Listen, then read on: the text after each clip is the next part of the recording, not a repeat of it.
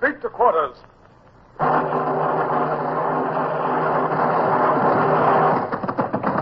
out the guns. Stand by the starboard battery. One broadside into her, if you please, Captain Bush. Pointers on target. Linstops ready. Aye, aye, sir. Ready. Fire!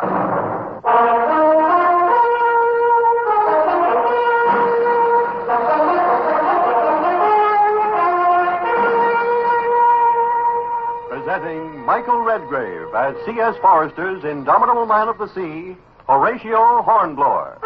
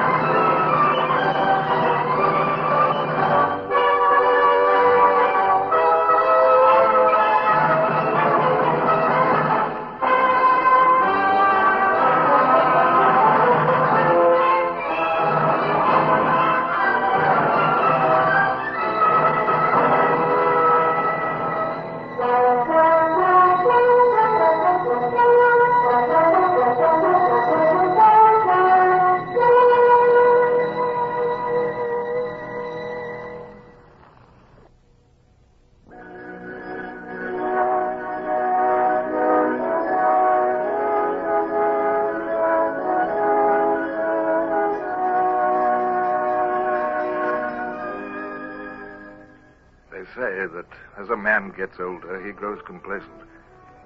Well, there may be some truth in that, but when I look back on the days when I was young, I recognize myself as an impetuous and carefree young fellow. Often impetuous, not always carefree. Especially when I found that Captain Sawyer, master of the ship on which I served, was no less than a madman. Mr. Hornblower, sir. Mr. Hornblower, what am I to do? Do? Do about what, Wellard? I keep getting punished, Mr. Hornblower. I've been beaten 3 times already. There's no need to whisper. Sir, aboard this ship, everybody whispers. Well, there's no need to now. We're on the leeward rail. The wind carries every word out over the water. Yes, the water. What do you mean? I keep looking at it, sir. The water looks so peaceful, so quiet. And it would feel so good, sir. My skin burns from the marks of the cane, and I keep thinking, if I was in the water, how cool and good it would feel. And Wellard, what possesses you, man, to talk like this? I'm sorry, sir. Well, ever since last Sunday, I keep dreaming. Dreaming? About death, sir. I dream about the captain reading the Articles of War. And Wellard. Every time he comes to the word death, I see myself dead. Sir, I'd as soon be dead. Now, don't be a fool, Wellard. If only there was something could be done. Well, perhaps there is. Listen, a group of us are going to talk to Mr. Clive. The surgeon? Don't breathe a word about this. But if he will certify the captain insane, we can remove him from his command. If he won't dare certify him. We shall see. But the doctor or anybody else, they won't dare. Meantime, I dream. So I'd better go. Why? The captain's just come on deck. Oh, so he has. Yes, Mr. Wellard, see that tackle is seen to at once. Tackle? Oh, yes, sir. Get after the ship's carpenter, and if the lines jam again next time we have a heavy blow, we may lose a good deal of canvas. Aye, sir.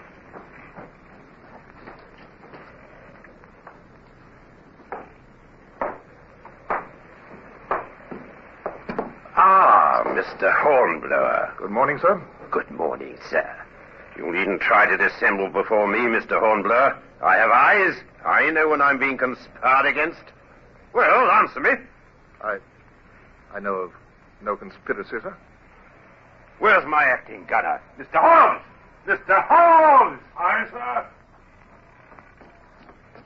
Yes, Captain Sawyer, sir. Now, that's good and prompt, Mr. Hobbs. One hail and you're at hand. I'm glad to see that there are at least a few upon whose loyalty I can count. Mr. Hobbs, you have your rattan cane. My cane? Right here it is, sir. Right, well, hold it out so Mr. Hornblower can see it. Do you see it, Mr. Hornblower? Hobbs, make it whistle. Aye, sir. I see it, sir. Yes, and I warn you, you may feel it. Just as Mr. Willard has, you may feel it. I'll have loyalty aboard this ship, you understand? Loyalty, nothing less.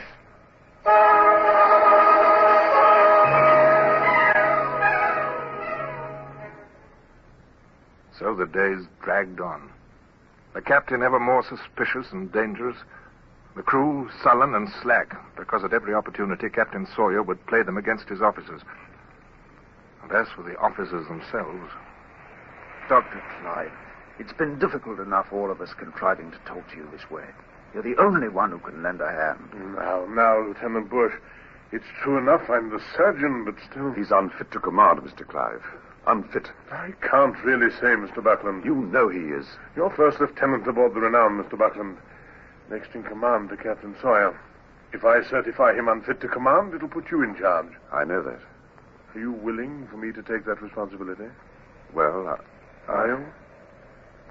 I'd have to make out a report in writing, wouldn't I? Yes, you would. Well, of course he would, Clive. So would you and all the rest of us. Now, Hornblower. Now, Bush, why not talk about it frankly? We all face the same problem. All of us would have to face a court of inquiry as soon as ever we made port. It's the devil of it, Hornblower. Gentlemen, may I suggest we discontinue this discussion at once? Aboard this ship, there's no telling who may be spying on us.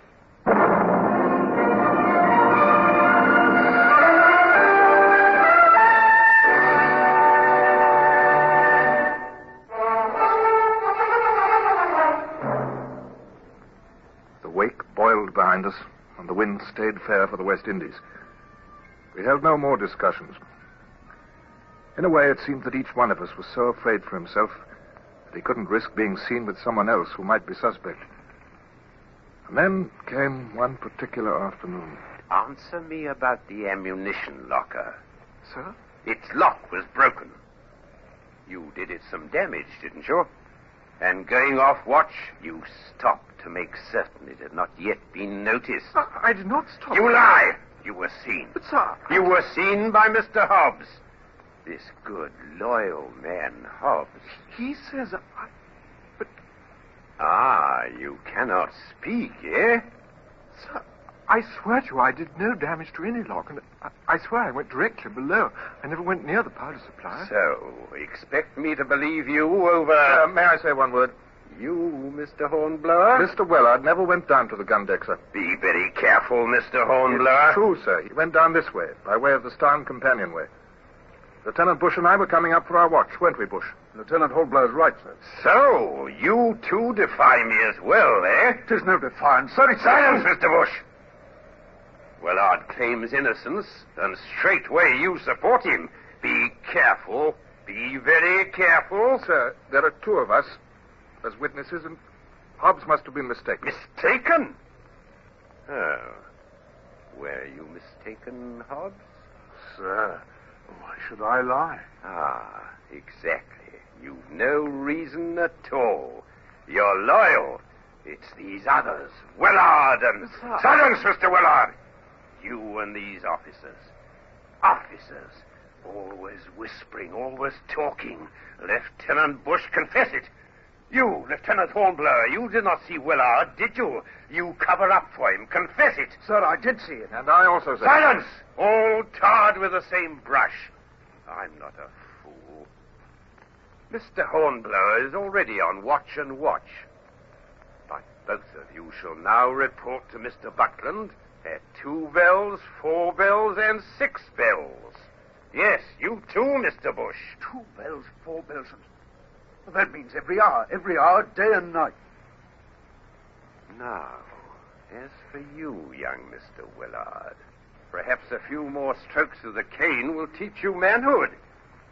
You shall kiss the gunner's daughter, Mr. Willard, and I shall watch it.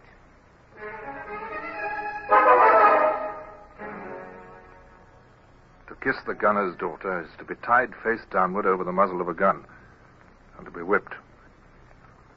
Willard made no sound, but to the rest of us in the wardroom, the whistle of the whip came cold and clear. Lieutenant Buckland, we've got to do something. And be punished by the captain. Awakened every hour to stand watch on watch. Oh, well, it'd be better off dead. Awakened every hour around the clock. We'll die ourselves. Oh, he's a madman, Lieutenant Buckland. We've got to do something. Clive's got to declare him unfit. Clive won't. He won't. Then something. A meeting, Mr. Buckland, in the middle of the night. A man can die of exhaustion before we make landfall, or of the whip like that poor... Well, Mr. Willard? Enough? Mr. Willard! Dad, please, what time? Well, he's alive at any rate.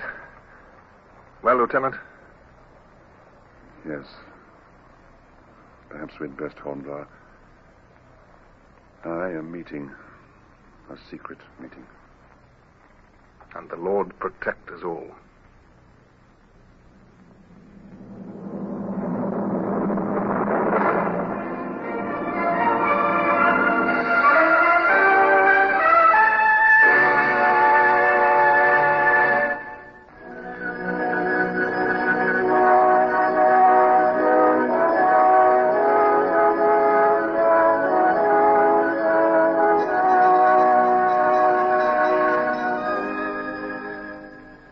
Often now, in my later years, grown old and grey-haired, and granted many honors for my time of service for His Majesty, often I think how my career came within a hair's breadth of being cut off while I was but a lieutenant aboard the Renown.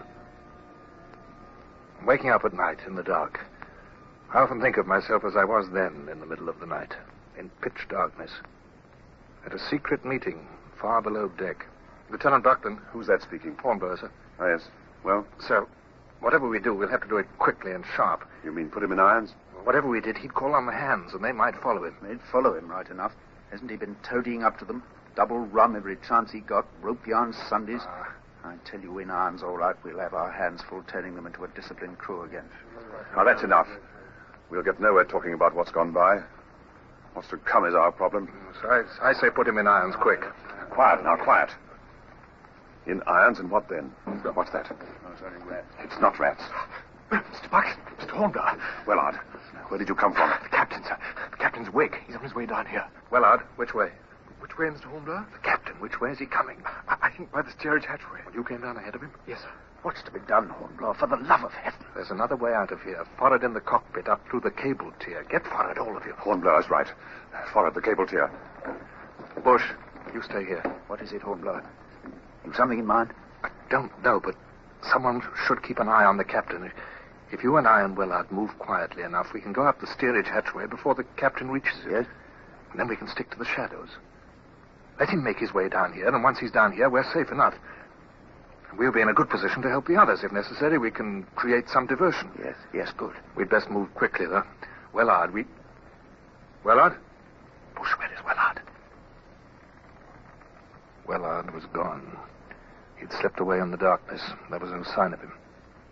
And suddenly I remembered Willard's white face after he'd been whipped. I remembered his face and how he spoke about the captain. Bush, hurry. What? At least there's a bit of light. Must be coming through the hatchway. What's that? Came from directly ahead of us, below the hatchway. It's a body. Captain Sawyer.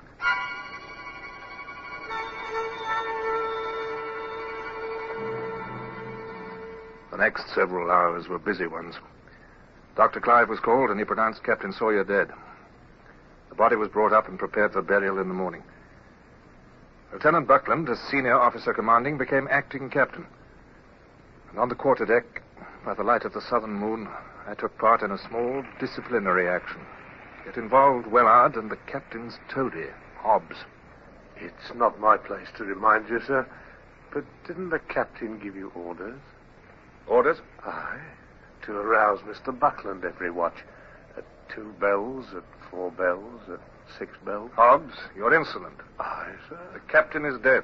His orders have been countermanded by Lieutenant Buckland. And in particular, that order. And get forward, Hobbs. No more nonsense from you. I will, sir. I was only stopping to ask Mr. Willard a question. Oh, what question? About how the captain died, sir. What do you mean? Well, sir, you see, it was me roused Captain Sawyer in the first place. I'd heard something down in the hold. Well, go on. Well, I told him so. He got dressed and gave me orders to call out the Marines. Only I never got the chance. Go on. And that's all, sir. Only I was wondering. It's most curious the captain should trip and fall to his death now, ain't it? Just trip all by himself and fall. What I was about to ask Mr. Wellard was where he might have been when it happened. I was... Well, there's no need to answer that. Isn't there? No, Hobbs. Statements will be taken in the morning, not now. Go for it, Hobbs. That's an order. Aye, sir. Hobbs? Oh, come on. Give me that answer again, and this time properly. Aye, sir. Now you may get forward. Mr. Hornblower, I... Yes, what is it, Willard? My watch will be over in an hour. Sir, may I come down and speak with you then? It's very important, sir. Willard, you look tired to death. Why don't you get some sleep, eh? Mr. Hornblower, I killed the captain. Now, Willard. I did. I was at the steerage hatchway. I got there ahead of you and the others. I climbed the ladder. I was on the deck above in the shadows. But it was dark. And then I saw the captain. He came right past me and leaned over, looking down, sort of. And Willard, now listen. I came up behind him, sir. He was there. I was right behind him. Right behind him. I don't know what it was. Listen, Willard, you better not tell me. Pull yourself together. Get your hammock, Willard. Willard, get your hammock. You're tired, you know. You need some sleep. We'll talk about it in the morning.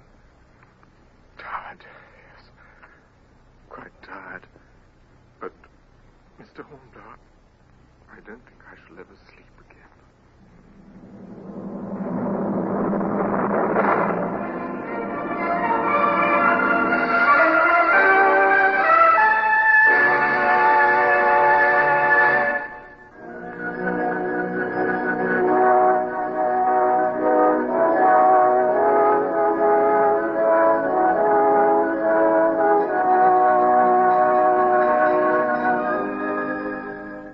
Slept soundly, and in the morning I came on deck almost refreshed. The sea was sparkling blue and green, and a fair breeze filled the sails. And I joined Lieutenant Bush at the weather rail with a greeting that came near to sounding cheerful. Good morning, Mr. Bush. Morning, Hornblower. Air smells fresh, eh? That it does. Fresh and free. Bush, I can't help feeling sorry for Captain Sawyer. Sorry? Well, yes, I suppose so. Yes, at the funeral service at 6 bells, I suppose I shall pray as hard for his soul as any man. So shall I. Mr. Bush. Mr. Hornblower. Yes, sir. Aye, sir. Lieutenant Buckland, Captain, what is it, sir? Gentlemen, we've lost young Wellard. The Master at Arms reported to be at 8 bells. There's been no sign of young Wellard. His quarters weren't slept in last night. According to the lookout during the dog watch, he recalls a certain heavy splash during his turn aloft. He thought it was a porpoise. You mean it was Wellard? It must have been. The sea was running heavy. He must have been at the rail and lost his footing. I shall report that he fell overboard. What is it, Hornblower? You're about to speak. No, sir. May heaven rest his soul. Amen to that. Funeral service for Captain Sawyer at 6 bells, gentlemen. We shall say a prayer also for young Mr. Wellard. And in my heart I repeated over and over a prayer that Wellard had found not only peace and quiet, but also mercy.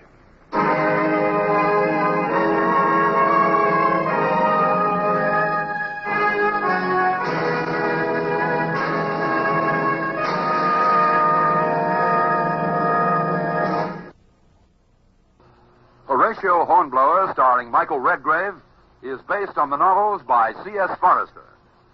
Music composed and conducted by Sidney Torch. Produced by Harry Allen Towers.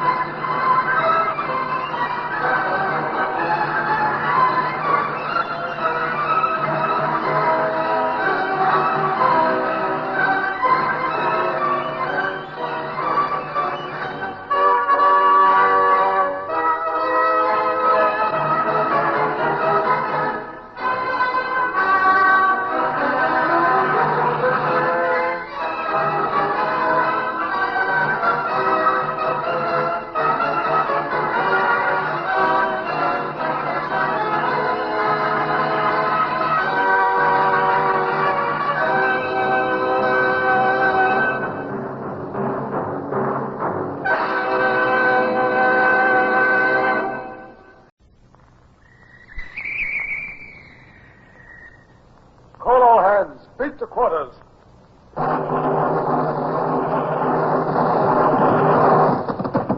Run out the guns. Stand by the starboard battery. One broadside into it, if you please, Captain Bush. Pointers on target. Linstocks ready. Aye, aye, sir. Ready. Fire!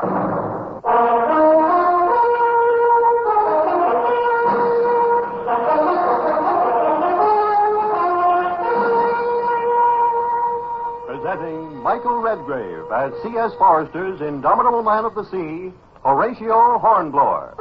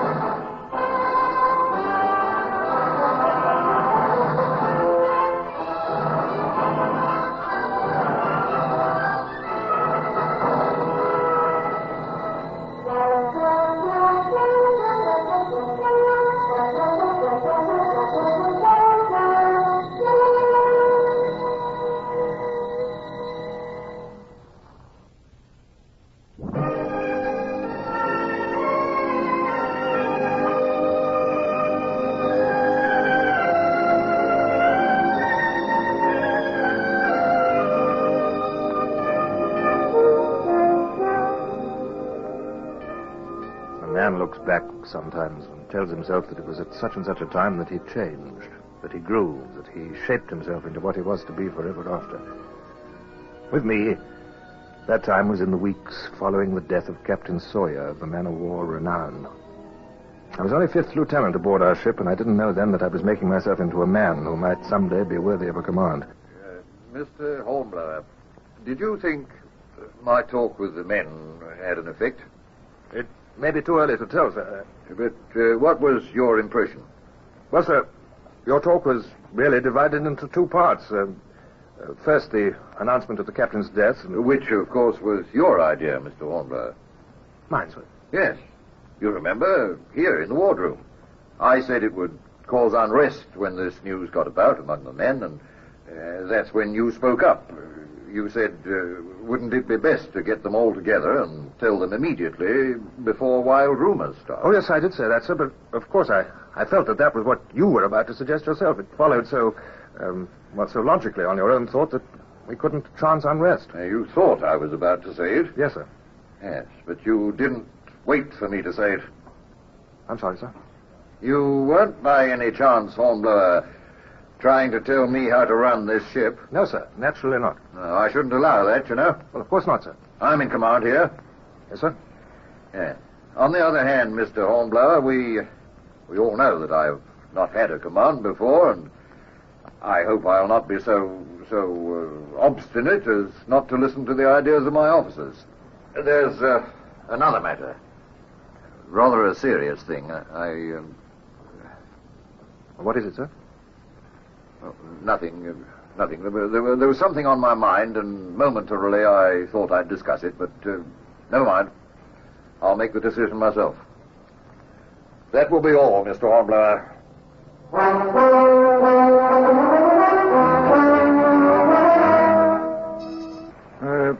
Mr. Hornblower? Yes, sir? What do you think number 1 will do? By what, sir? You know what. Down in the captain's desk are the captain's papers. And among those papers are the secret orders under which we sailed. What do you suppose those orders are? Well, sir, they may be just routine orders directing us to join Admiral Bickerton's squadron. Oh, maybe. Or they might be orders to sail on detached service on some secret mission. Something dangerous, possibly. What's Mr. Buckland likely to do, eh? I know what I'd do, sir. What? I'd open those orders immediately. Well, that's easy enough for you or me to say, but Buckland hasn't got a captain's commission, and those orders aren't for the eyes of a mere lieutenant. He's master of the ship, Bush. Oh, I know, but by accident, that's all. He can take the ship into Antigua. There's probably some junior captain there who can take over then. Do that and miss his chance to be master? Well, if he doesn't go to Antigua, you'll have to read the secret orders. And if he does that, he could be reprimanded for his presumption. Possibly, but if he puts into Antigua and then has to beat back to windward, the Lords of the Admiralty will rap his knuckles hard. Oh, whichever he does, it's chancy. Very chancy, isn't it? I know. Oh, I wouldn't want to be in Buckland's shoes. I would. What? It's the chance of a command, the chance of detached service, don't you see? Oh, you're a rum cove, Mr. Hornblower. Yes, sir, Mr. Bush. I expect I am.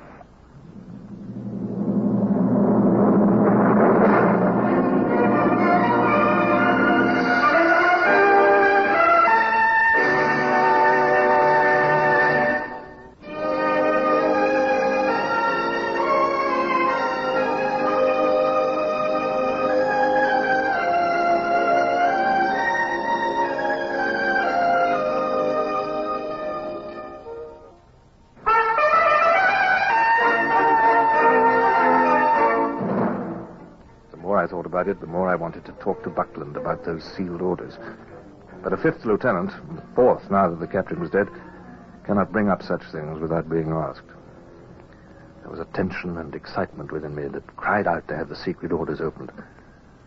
I found that I couldn't contemplate the idea of putting into port without some disgust at the weakness of such a course. It was Buckland, however, that sent for me later that same day.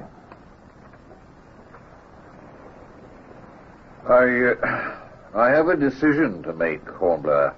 Sir, if I can help you in any way, sir? Oh, I can discuss it with you if you understand my position. That it's my decision and all that. I quite understand that, sir. Well, then, Hornblower, it's about the sealed orders. Ah. I haven't opened them. I thought not, sir. I'm not sure whether I should. Would you like an opinion, sir? Just an opinion, of course, yes. I think you should open them, sir. It might get me into trouble. Might get you into trouble not to. Antigua is not far away. That's quite true, sir. I could go there directly. I could have a higher official open the papers or a junior master assigned to the ship over me. Exactly, sir. What do you mean? I mean, sir, that you have some right to think of yourself. This ship is yours to command now. If you put into Antigua, someone else may be put in command, and you would lose a great opportunity. But if that's what the Lords of the Admiralty would want... Yes, the Lords of the Admiralty, sir, would be very much impressed, I should think, if you opened the orders and carried out whatever's the ship's mission successfully and with dispatch. You think so? I do, sir. I believe that the Lords of the Admiralty like officers who display initiative. Initiative? Yes. You think it would be all right, Hornblower? I think it is a great opportunity, sir. By Jove, then I'll do it. I've made my decision, Mr. Hornblower. I congratulate you, sir.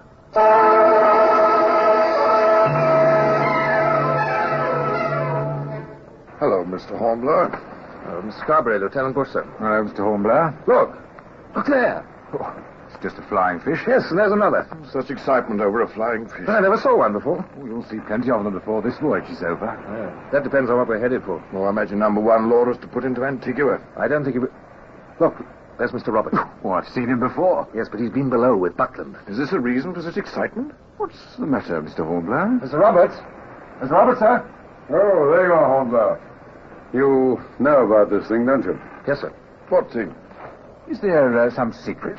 Number one was going to open the secret orders. What? He's done it. He's read them? As far as I know, yes. What did they say? They were secret orders. If Mr. Buckland had taken me into his confidence, I still could not tell you. True enough.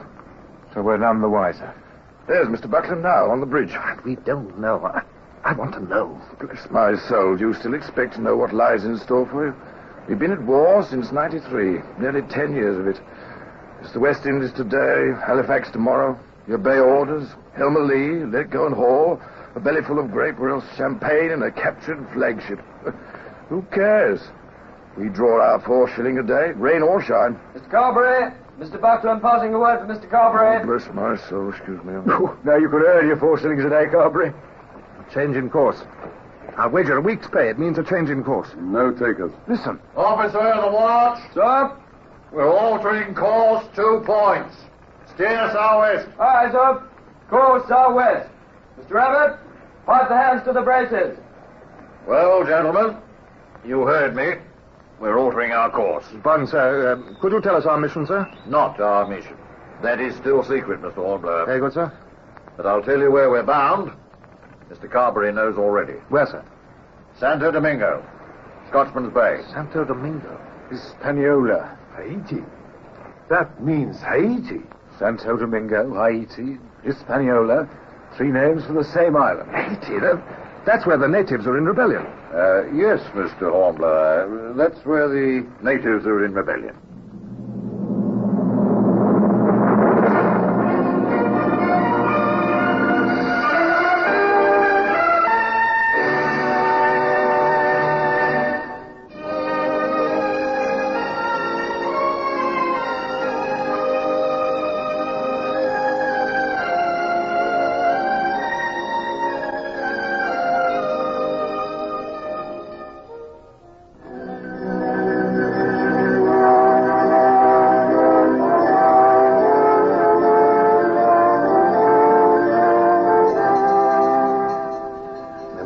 Atlantic swell as we came in sight of the low mountains of Santo Domingo.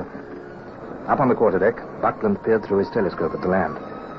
Bush and I stood, or rather slipped and slid, on the rolling deck, waiting to see what Buckland might decide to do. Bush, as always, was placid, calm, patient. I was filled with the tension that had been with me so many days, though I do have to confess that some of it was just plain, ordinary seasickness. Feeling the roll of the ship, Mr. Hornblower? I am. Oh, who wouldn't be a little seasick? Oh, she does roll, Mr. Bush. I feel all right. Well, you always do. What's Buckland doing up there? Can't he make up his mind? Well, he has to see how the land lies. How much more does he want to see? There are the Spanish colors flying on the fort up there. Everybody on shore knows by now that a ship of the line is prowling about. Well, we had to pull in here. Yes, but you'd think we weren't at war with the Spaniards the way we've come in so openly. Those dons in there won't have to be very clever to guess that we're not here on a yachting trip. Now they've all the time they need to be ready to receive us. Well, what else could Buckland have done? Well, he could have come in the dark with a sea breeze. Yes, he could. But if the Dons couldn't see us in the dark, we couldn't see them either. We'd have learned nothing. I mean, come in with landing parties ready. Then at dawn, put them ashore. Storm the place before the Dons knew there was any danger. You know something, Mr. Hornblower? What's that? You seem to want danger. Oh, perhaps. I'm not sure. Or maybe you just want a command. I don't know what you mean by that, sir. Nothing offensive. I was just thinking about you, that's all. Ever since the captain died, you've been putting yourself in Buckland's place. Thinking what you'd do if you found yourself in command. Well, it's natural, isn't it, sir? Oh, for you, perhaps? Well, I'd have thought that... Hello, we're putting about. So we are.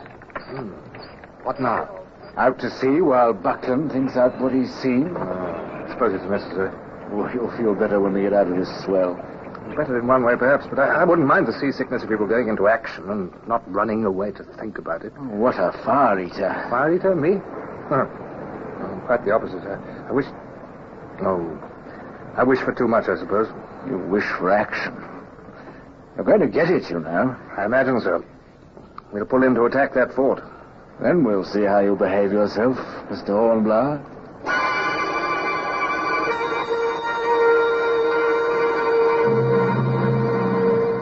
Mr. Bush, Mr. Buckland's compliments and please to run your guns out.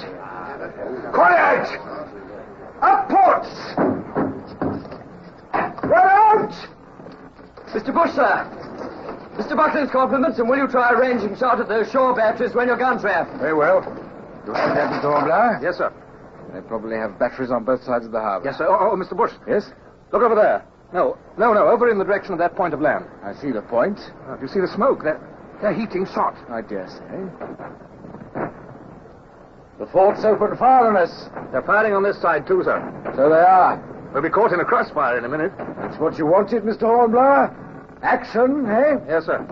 Sir. Yes? I might just reach the battery on this side now, sir. Now, this is the time to fire. See to it, Mr. Hornblower. All right, man. First division ready. Fire! Second division, ready. Fire! Did you hit? I don't think so, sir. They're answering us now. Pour it into them. All right, division captains. Once again. First division. Fire! Second division. Fire! Did you get a hit? Yes. Look out! Look sharp!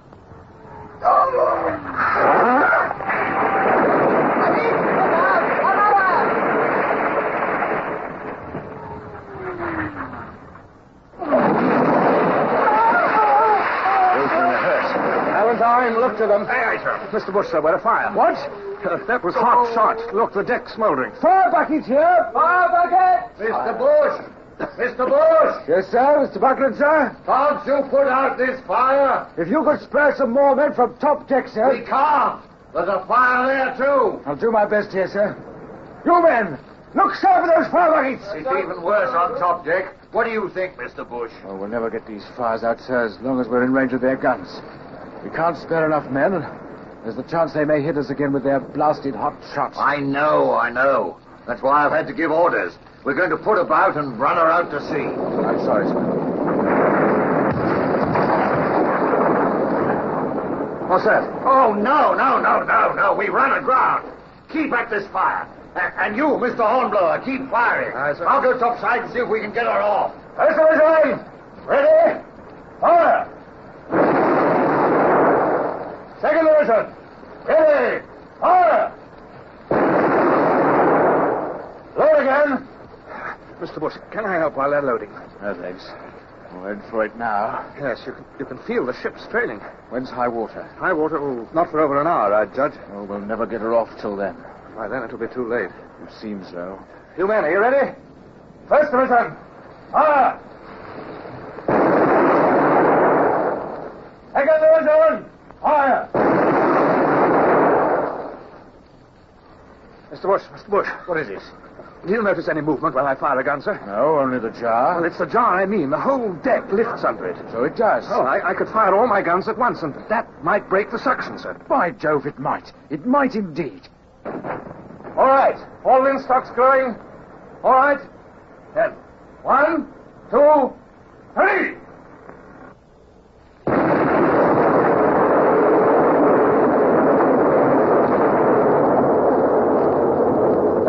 But afloat!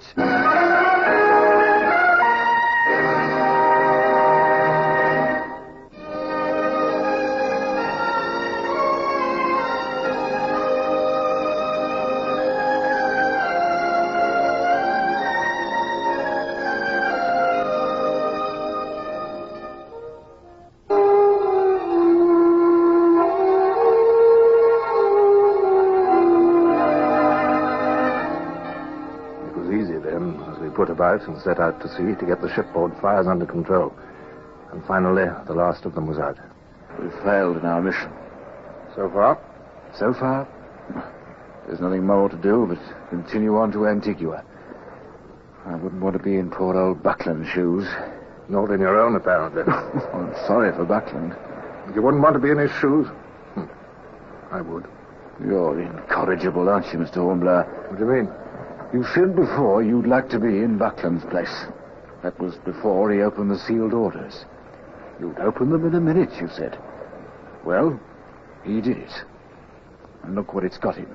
It's got him the opportunity of a lifetime. You mean? Aye? Certainly. You saved the ship, you know. Everybody knows it. If you hadn't had that idea about firing all your guns at once, we'd have stayed there on the shoals and... well, by now we'd all be dead or prisoners of the Dons. Thank you, Hornblower. Oh, nonsense. But just because you feel good about having done well yourself, you shouldn't be blinded to the fact that poor Buckland is going to get his knuckles rapped. But, sir, don't you see there's no necessity for that?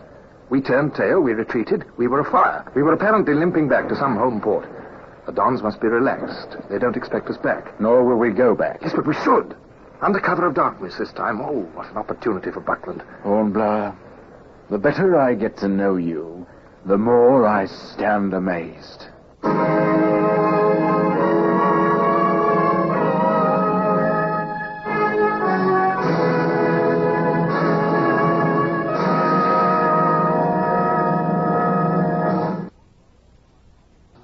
Horatio Hornblower, starring Michael Redgrave, is based on the novels by C.S. Forrester. Music composed and conducted by Sidney Torch. Produced by Harry Allen Towers.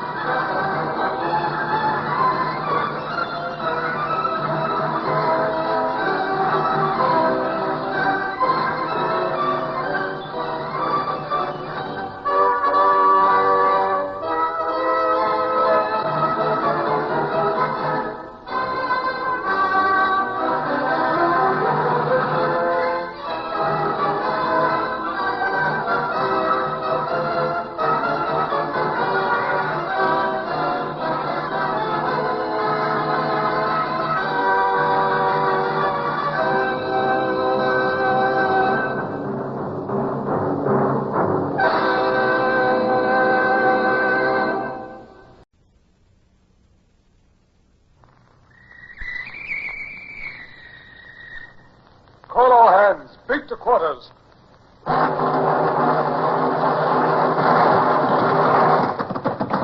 out the guns. Stand by the starboard battery. One broadside into it, if you please, Captain Bush. Pointers on target. Linstocks ready. Aye, sir. Ready. Fire!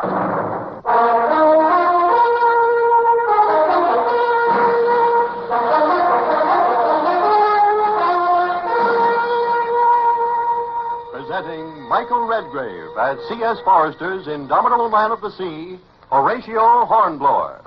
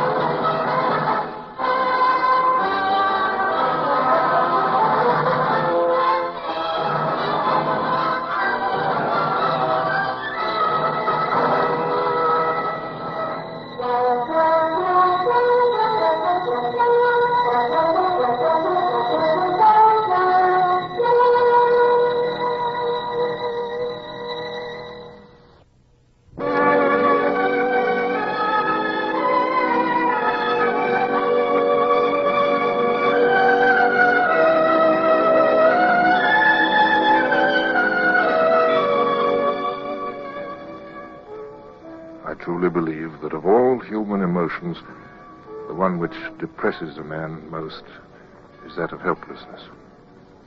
And nothing gives that feeling more than defeat. When I was still in my 20s, a lieutenant on board His Majesty's ship Renown, there was a particular night when we were standing off the island of Haiti. We tried to force our way past the Spanish fort which guarded the entrance to Samana Bay. And we'd run aground. We'd been forced to turn tail and run like a frightened hare. Mr. Hornblower, sir? Yes? Yes? Captain's orders, sir. Will you report to the cabin at once? Report to the captain? Aye, aye, sir. At once. Captain's cabin? What have I done wrong?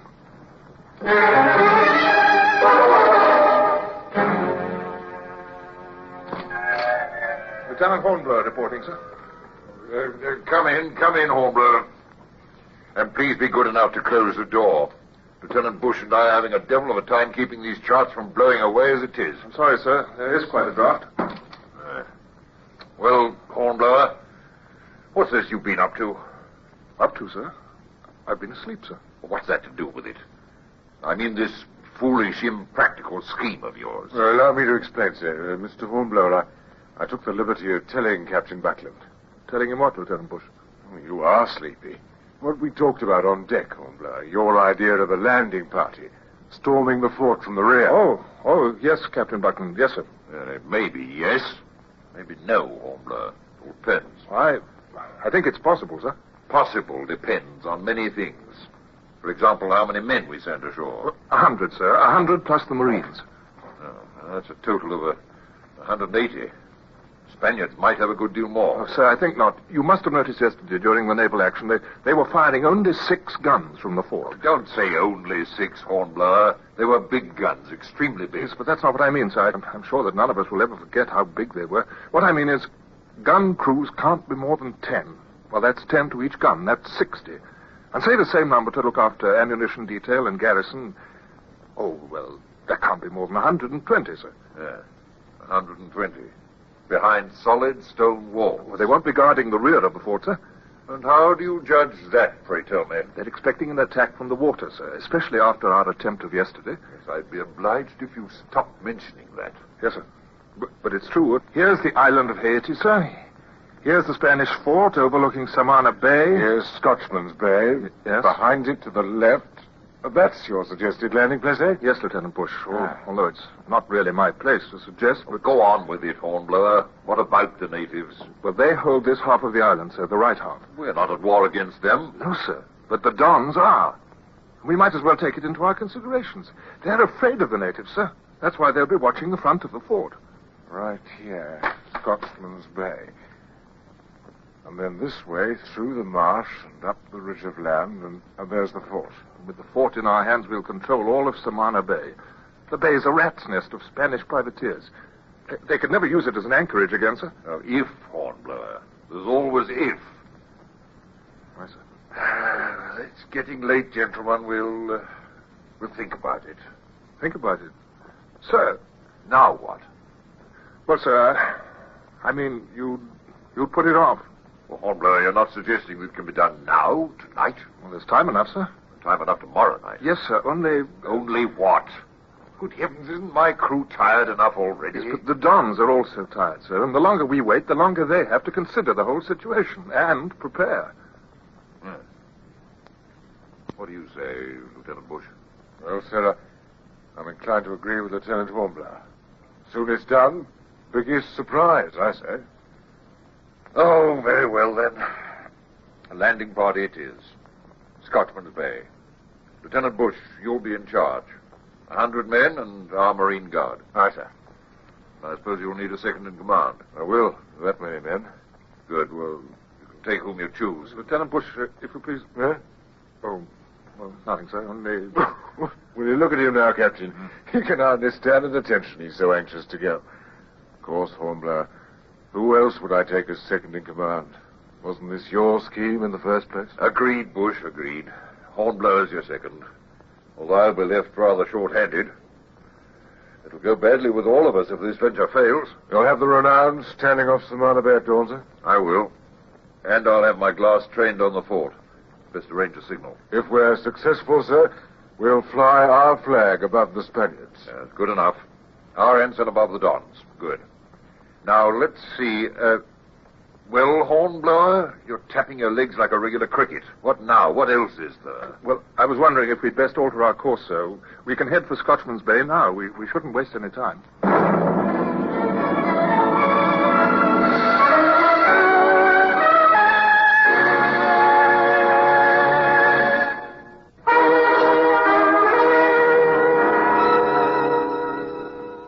The order was given and the ship heeled over. The black bulk of the tropic island grew larger before our straining eyes.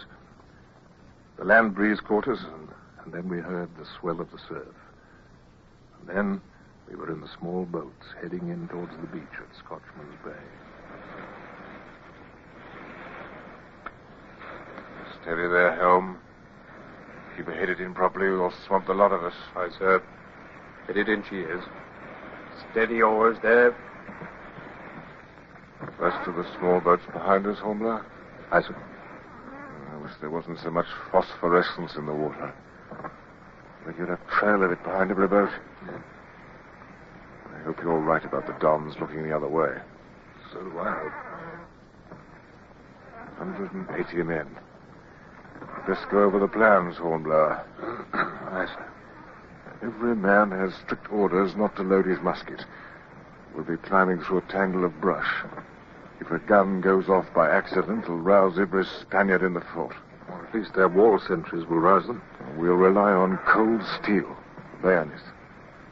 At least until we're inside the walls. Aye, sir. Do you think single file, Hornblower? You mean from the beach, sir? Yeah, there'll most likely be a pass, but it'll be narrow. Well, there's the wall of the fort to scale also. Oh, good Lord, I forgot the grapples. Grapples to reach the top of the wall. Yes, I ordered them put by, sir. They're in the boats. Oh, good. What's wrong with your throat, Hornblower? You keep making odd noises. My mouth's dry, sir. Keep getting thirsty. Mm-hmm. Nervous, eh? Oh, so am I. Shall I proceed as planned, sir? Yes. You'll go ahead with the ordinary hands, Hornblower. Proceed until you come within sight of the Spanish fort. You'll wait there until I arrive with the Marines. All clear? Yes, sir. Quite clear. Lieutenant Bush. Yes, what is it? We're at the beach, sir. Oh, lad. We're driving in. All right, oars. On the next wave. Now.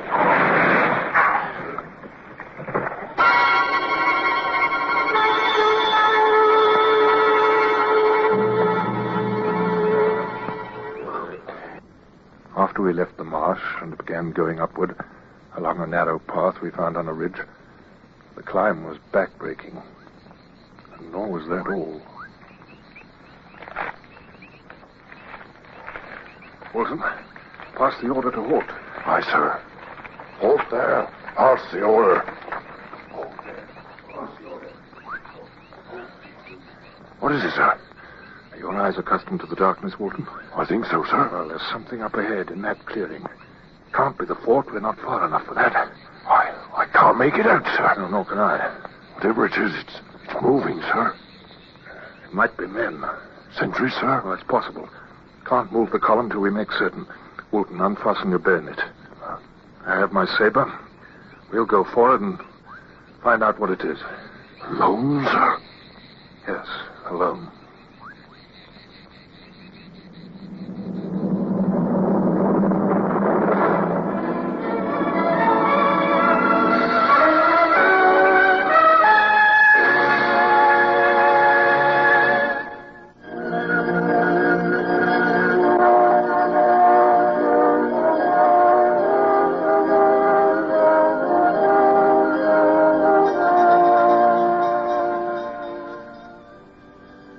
I find it difficult to recall my thoughts on that sultry night on the island of Haiti when we were attempting a surprise action against the Spanish fort.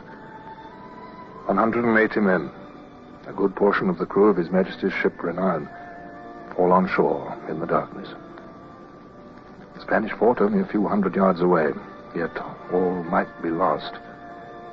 For in the darkness ahead I'd spied something moving. I felt a tremendous weight on my conscience, for it was I who had suggested this whole attack. As I went ahead to investigate with only the seaman Woolton to keep me company, my heart was pounding 60 to the dozen. Sir! Yes, Woolton, directly ahead of us. Must be a sentry. If he blunders on us, sir. Steady, Woolton. No panic, if you please. Aye, sir.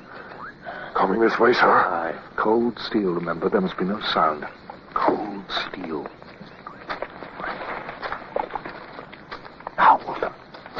There. Good Lord, sir. It's a cow. The cold chills it did. I could have sworn it was. Yes. So could I. Now, Woolton, listen. I'll wait here. You go back to the column and have the men come forward. And pass the word that there are cows about. If you and I almost took this one for the enemy, there's no telling what nervous troops will try to fire at. Even a four-legged beast can raise an alarm, you know.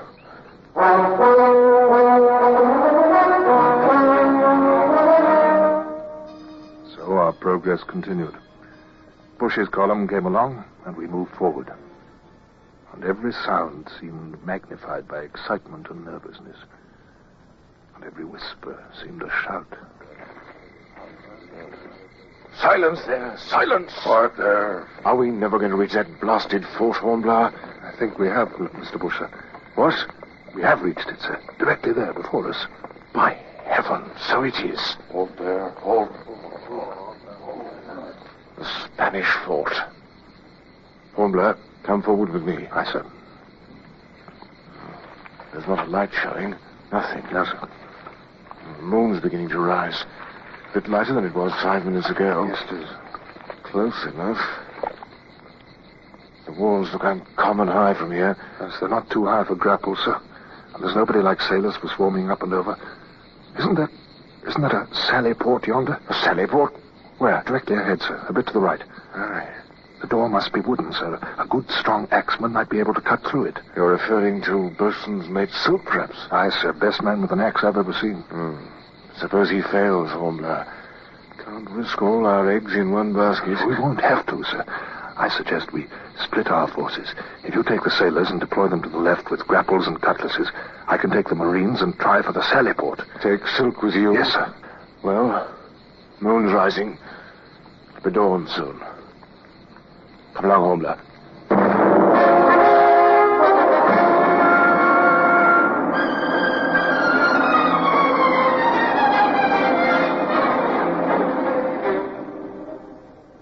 Now, Marines, you understand your instructions.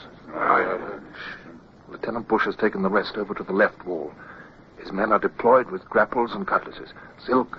Aye, sir. Right here, sir. You've marked out your target, Silk? I got it fixed and proper, sir. Good. And this here axe is as sharp as a man could wish. Don't you fret, sir.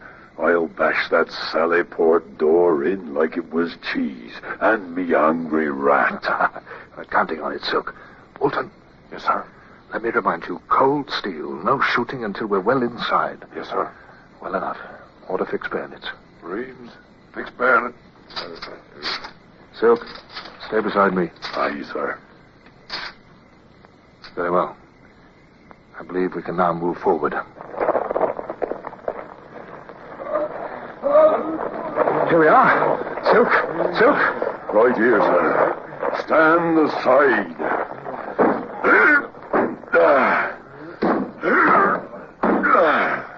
Lieutenant Bush must be grappling with the walls by now, sir. Yes, Walton. The Spaniards are coming to life. Keep at it, Silk. Aye, sir. Several more should do it. I see just one more, sir. If someone could reach through and lift off the bolt, sir. Stand aside, Silk. I've got it. There.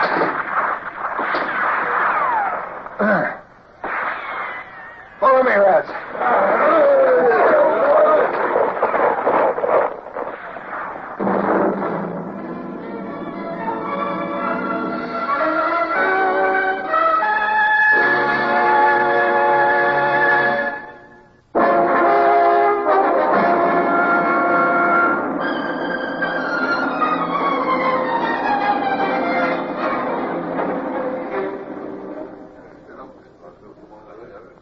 Hornblower? Lieutenant Hornblower? Coming, sir. Hi, Lieutenant Bush. What's that on your arm, Hornblower? Blood? Well, if it is, sir, it's not mine. You unharmed? I believe so, sir. Though there are 3 dead among our Marines and a dozen casualties. I've established a station for the wounded over near the Sallyport. Oh, have you now? Good idea. We can concentrate all the wounded there. Dons fought quite well, didn't they? Yes, sir. Sir, I beg pardon. Eh? Hadn't we better make the fort secure? You're secure. We've won. We should post a guard on the powder house, sir. With your permission, sir. Hornblower, there's another matter wants tending to. There is, sir? Aye. Isn't there a well inside the walls? A well? You're right, sir, there is. I hope it hasn't been poisoned. I'll never forgive myself. See to that also, Wilson. Aye, sir. This way, Hornblower. It's turned dawn. High time to make signal to the Renown. Yes, sir. Silk. Yes, sir. I see you have our colors. Smartly now, bring down the Spanish flag. Aye, aye, sir. Once this business is over, I'll be grateful for sleep. So will I. And water also. Yes, water also. Oh. What's the matter, Hornblower? Well, nothing, sir. Just that I'm ashamed of myself. For what? Forgetting to post a guard over the water well. Well, that's the only thing you did forget. Yes, I should have remembered. Should have? Hornblower, I'm the one who should be ashamed. Aye, don't look at me so. What have I done? You led the attack, Lieutenant Bush. Hornblower, it was your plan. You conceived it. I had no notion of what to do. Aye, and between us, neither did Captain Buckland. Your plan and your details. It was you remembered the grapples. It was you devised how we should divide up. It was you who had the sense enough to put guards on the prisoners and remember the powder house and the spirits. You really think that? Would I say it otherwise? Well, I didn't want to make a speech, but... Sir? Oh, yes, Silk? Ready to bend on our colors? Yes, sir. One moment. Give me our ensign, please. Here it is, sir. Hornblower? Yes, sir? Here. What, sir? Here. Take it. Take it, man. The British flag, if you please. I want you to bend it on and hoist it up. After all, if it weren't for you, it might not go up at all. Yes, sir.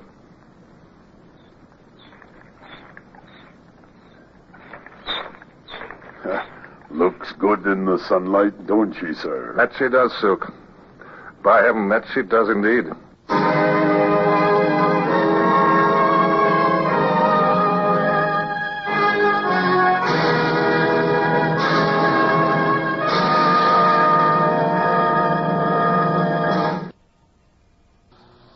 Horatio Hornblower, starring Michael Redgrave, is based on the novels by C.S. Forrester. Music composed and conducted by Sidney Torch. Produced by Harry Allen Towers.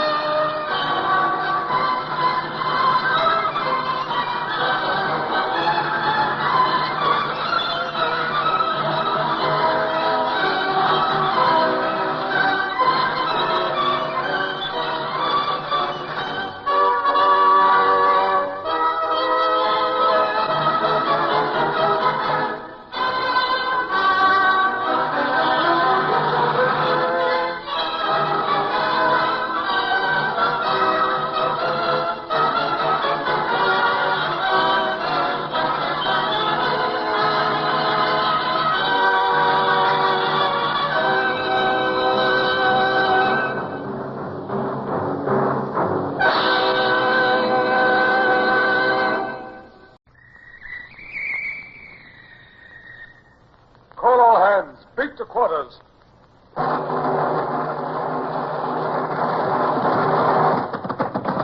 out the guns. Stand by the starboard battery. One broadside into it, if you please, Captain Bush. Pointers on target. Linstocks ready. Aye, aye, sir. Ready. Fire!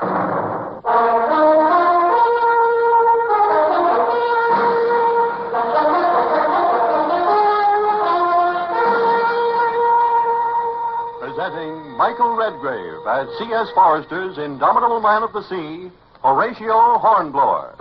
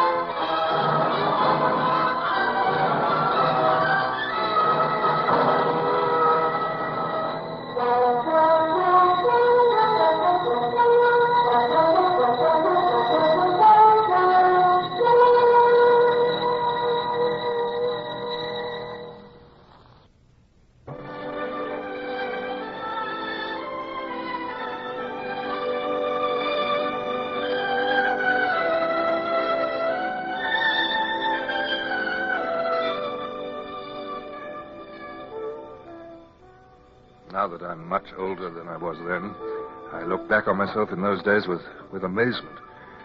The island of Haiti was beautiful. A paradise of blue water, green hills. Parrots and cockatoos flashed brightly all around us. But I gave them no heed. Standing on the ramparts of that captured fort, my whole attention was centered on the telescope which Lieutenant Bush held tight to his eye. I yearned to have a chance at it myself. But he was my superior. A man can't thrust himself forward, even at such a time as that. Lieutenant Bush. If you're not using the telescope, sir. Huh? Oh, yeah. Much good it does.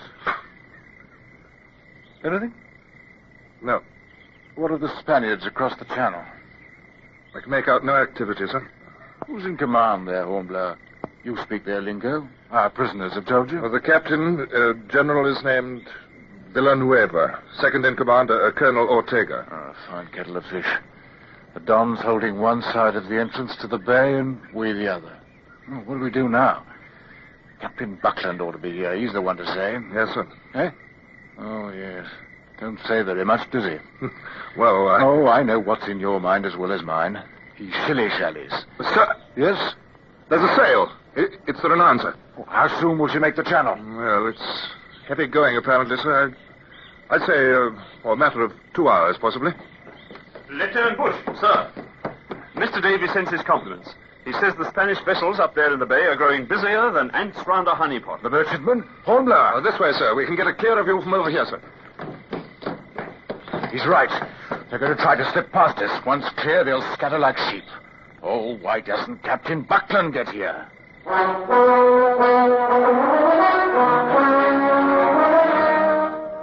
Lively there! Run out those cannons! Loaded and ready, sir. Spanish guns, but they'll serve. Make certain they do, Mr. Davy. They'll range across the channel. Aye, sir. Almost to the other fort. Not quite. Just as well they can't. Just the Dons and we will be battering each other to bits. Sir. Hornblower, what are you doing here? Sir. Your orders were to keep an eye on the shipping. Yes, sir. I detailed Midshipman Brown. Sir, do you think we could use hot shot? Hot shots? Heat the cannonballs red hot. Start fires aboard the Spaniards. Do much more damage that way, don't you think, sir? Well, we'll be fortunate to hit them at all as it is. Well, that's it, exactly. Heat them red hot, eh? Yes, sir. Well, it was never done at sea. Well, it's too much risk at sea, sir. Oh. Wooden ships, there's a risk of setting yourself on fire. But there's the furnace for it. The Dons make it accustomed. Do you see, sir? Special metal baskets to carry the ball in and transfer it to the guns. Hornblower, have you any idea how to load hot shots? Well, let one such cannonball touch the powder and we'll all be blown sky high. Well, we could use wet wads as well as dry wads, sir. Done it before? Well, no, sir. Never. Lieutenant Hornblower, sir. What is it, Dawson? Midshipman Brown sent you? Aye, sir. He says to tell you one of them vessels is up to anchor. She's heading for the channel now. Oh. Lieutenant Bush. Please, sir, let's try. There's time. Very well, Hornblower. Tell off a detail to heat the cannonballs, if you please.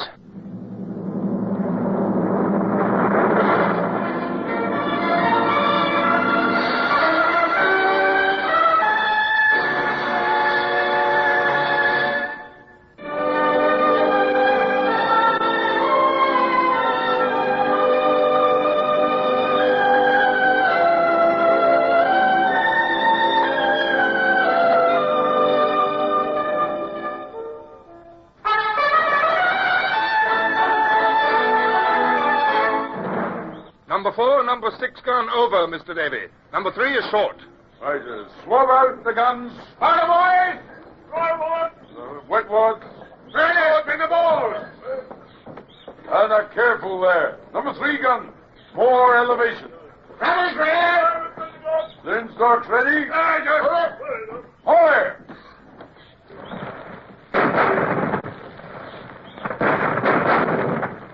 Oh, that's not good. Oh, Mr. Hornblower, something's gone amiss. Number 4 gun. Number 4 gun, what's this cannonball doing on the ground? It won't fit in the muzzle, sir. Oh, nonsense. Why shouldn't it fit? There's another. Same thing that happened with number 4, sir. Hornblower. It's all my fault, sir. Those cursed cannonballs, they're overheated. Overheated? They're too long in the furnace. They've lost their shape. They won't fit the bore. Belay any more firing.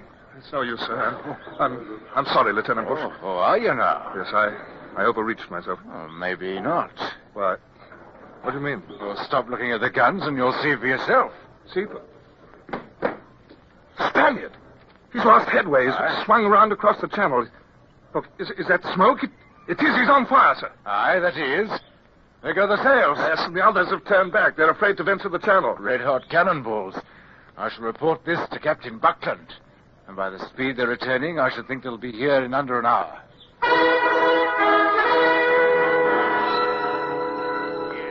Yes. Very good, Mr. Bush. Another of young Hornblower's bright schemes, I understand. Quite. Sir, I only made mention of it. And proper that you did.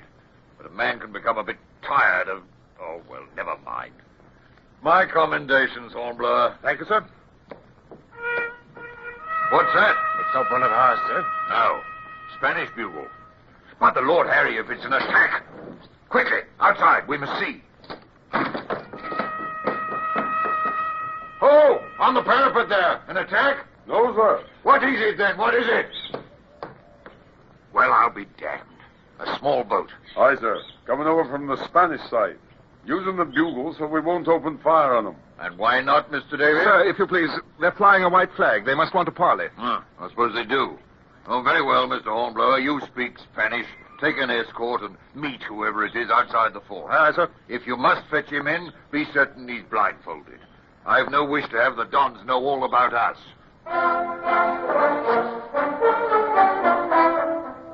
You bring an offer of surrender, sir? Surrender? My terms are unconditional surrender. Sir, you mistake me.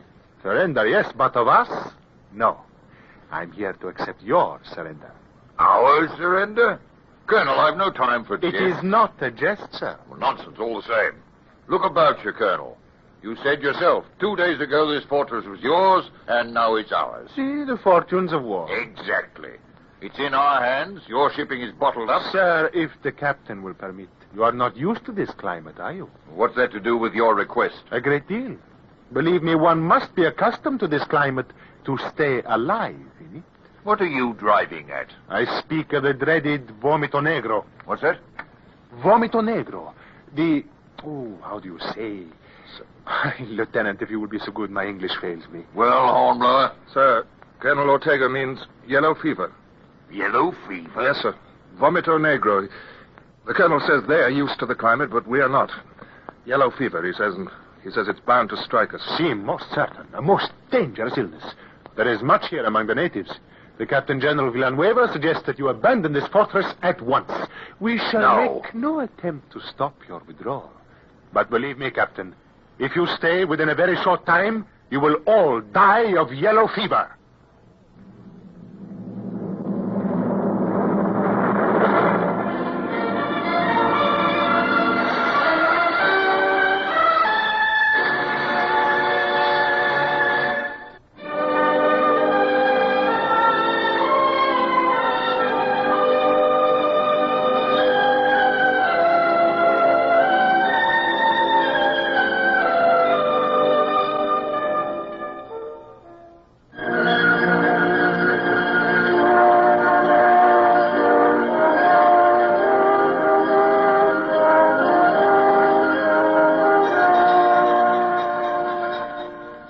Even now, so many years later, I can close my eyes and see it before me again. High noon on that fabulous island. There was no wind. The Spanish flag across the bay hung idle on the flagstaff, just as ours did. Colonel Ortega had long since returned across the water. But nothing moved, except the birds. The black butcher birds wheeling above us. The brilliant cockatoos and parrots. And even they, like us, seemed to be panting under the heat. The tremendous noonday heat of the tropics. What in the world? Oh, that lot of men over beyond the parapet.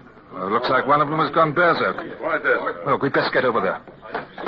No, I won't risk it. Let go of me. Suddenly stop your mouth. Yeah, what's going on? Yellow fever, that's what will strike us if we stay. Yellow fever. Silence. Mr. Davy, you should have quieted him before I found it necessary to do so myself. Have him put under guard. Aye, sir. Mr. Hornblower, sir. Yes?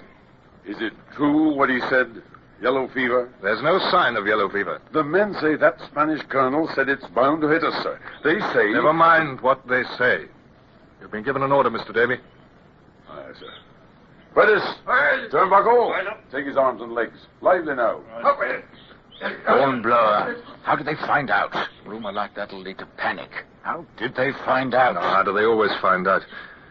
Mr. Bush, this might be serious. Do you think we should inform the captain?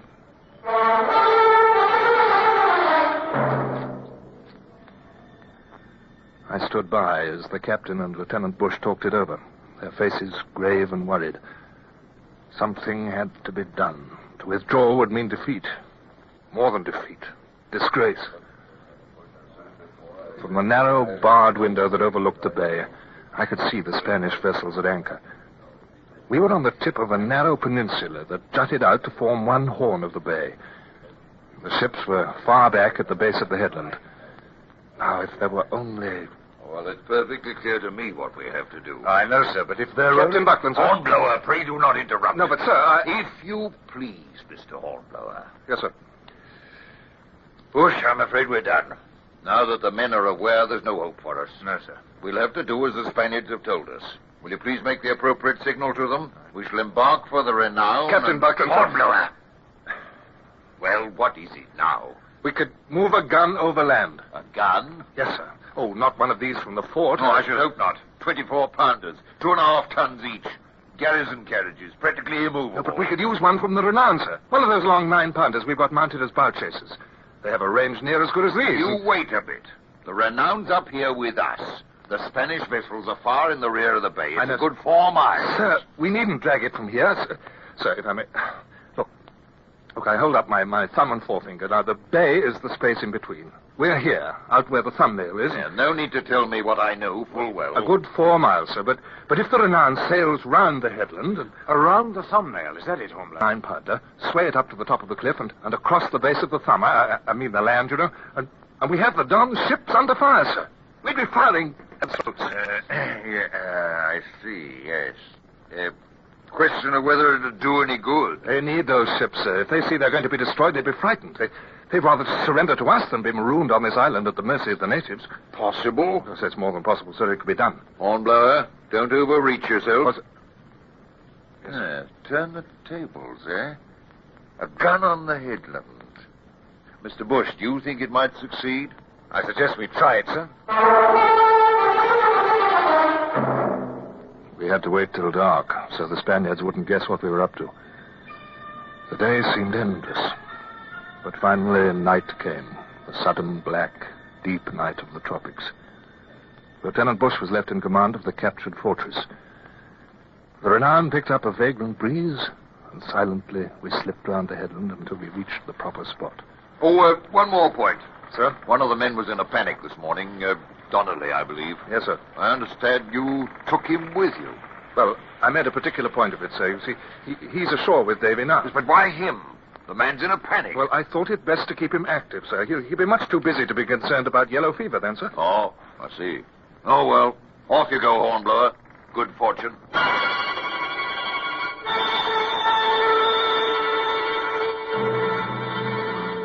It needed more than good fortune. In the darkness, it was hard, cruel work. With slings and ropes, we swayed the gun up from the launch and manhandled it over toward the bay. There were swarms of gnats and mosquitoes, and every sound in the thick, heavy growth around us made us wary of natives and savage beasts. But we saw none. By dawn, the gun was in position, and we waited. 7 bells, sir. Yes, so it is. They've no idea we're above them, sir. They shall soon enough. You've sighted that gun yourself, Dawson. Sir, if the first shot don't hit that vessel square, you can flog me a good dozen at the mainmast. Well, I believe we can open fire, Mr. Davy. Aye, sir. Open fire! Check the target, Mr. Davy. Silence there! It's a midship, sir. Yes, square on board. Proceed, Mr. Davy. 9 more rounds. Aye. The gun crew sweated as they fired. The sound of the shots echoed off the hills. But it was more than an echo below us. On board the Spanish vessels, men struggled frantically to sever anchor cables and get out of range. The ship on which our gun bore became a smoking wreck, a mess of cordage and shattered timbers. The firing went on. 6, 7...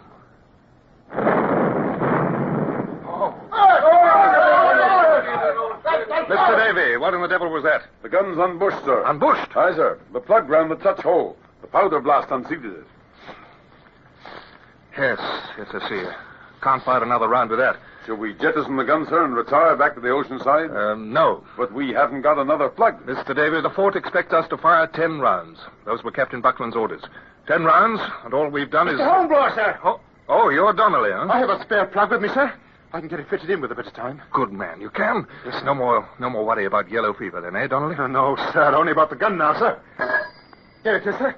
It may take a little while. I'll have to file it down.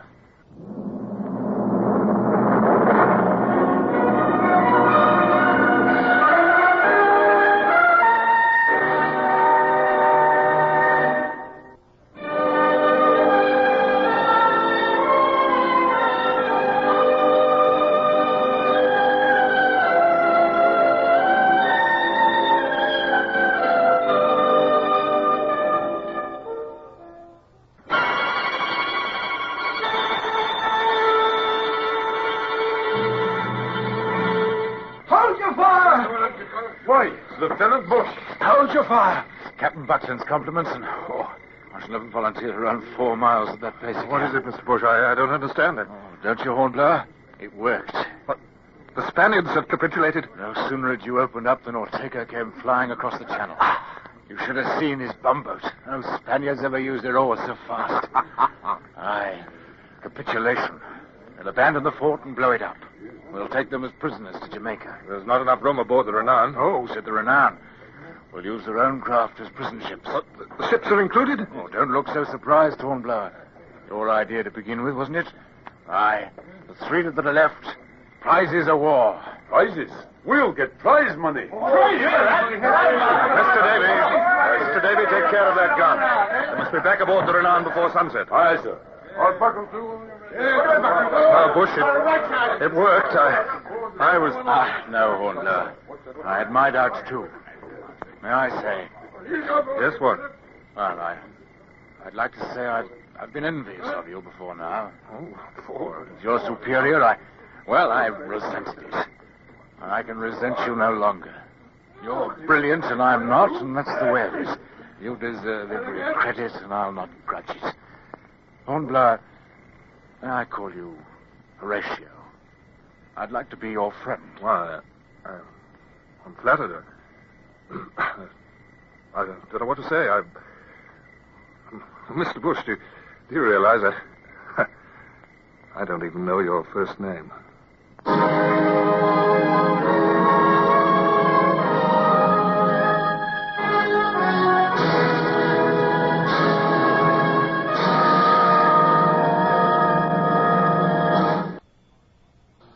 Horatio Hornblower, starring Michael Redgrave, is based on the novels by C.S. Forrester.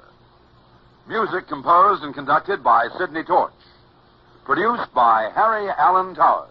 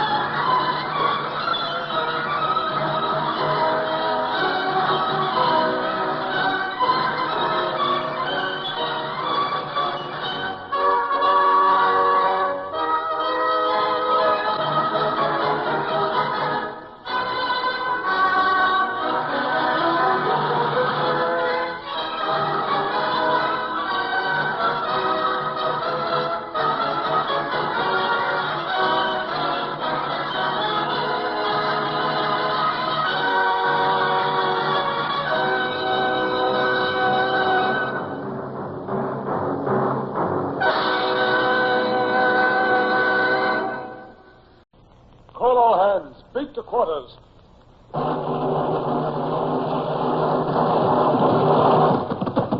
Run out the guns. Stand by this starboard battery. One broadside into it, if you please, Captain Bush. Pointers on target. Linstops ready. Aye, sir. Ready. Fire!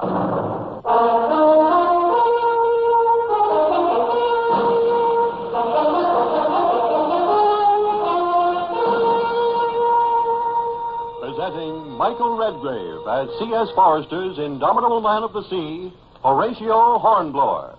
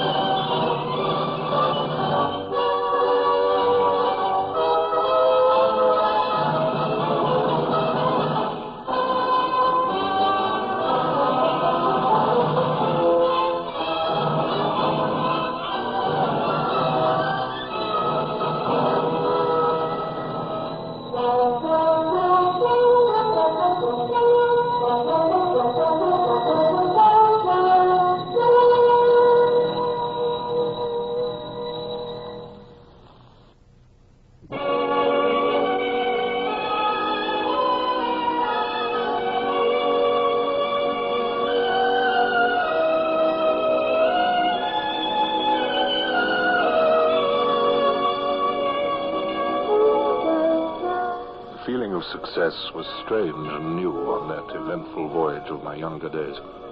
Yet it was unmistakably in the air for all of us, officers and men alike. The new year of 1802 dawned with a brighter promise, even there in the West Indies, far from home. We had taken 2 Spanish fortresses, destroyed a nest of privateers, and gained security for future convoys making use of the Mona Passage. No wonder my new friend, Bush, now second in command of the Renown, stood grinning to himself there on the quarterdeck as he applied his eye to the ship's telescope. Morning, Mr. Bush. And a Happy New Year. Surely I'm right. This is New Year's Day, despite the temperature. Hornblower, Happy New Year to you, too. I hope we both deserve it. You look happy enough. What are you trained on? Here, want to see? The second fort there at the harbour mark. Our party's leaving there. Boats putting off from the landing right now. Yes. There'll be some fireworks any moment, then. Oh, not till they've got a little farther off. Tell me, does Captain Buckland seem at all elated to you, Bush? Not particularly. No, not to me. It's strange, isn't it? 3 prize ships lying off our stern that go with us to Jamaica. £500 prize money for our good captain. Heaven only knows the hands are pleased enough with the 5 shillings they'll collect. Perhaps he's only thinking of the 4th privateer we had to sink. I don't suppose I'll ever understand that, man. 2 Spanish fortresses taken, one of them already destroyed, and...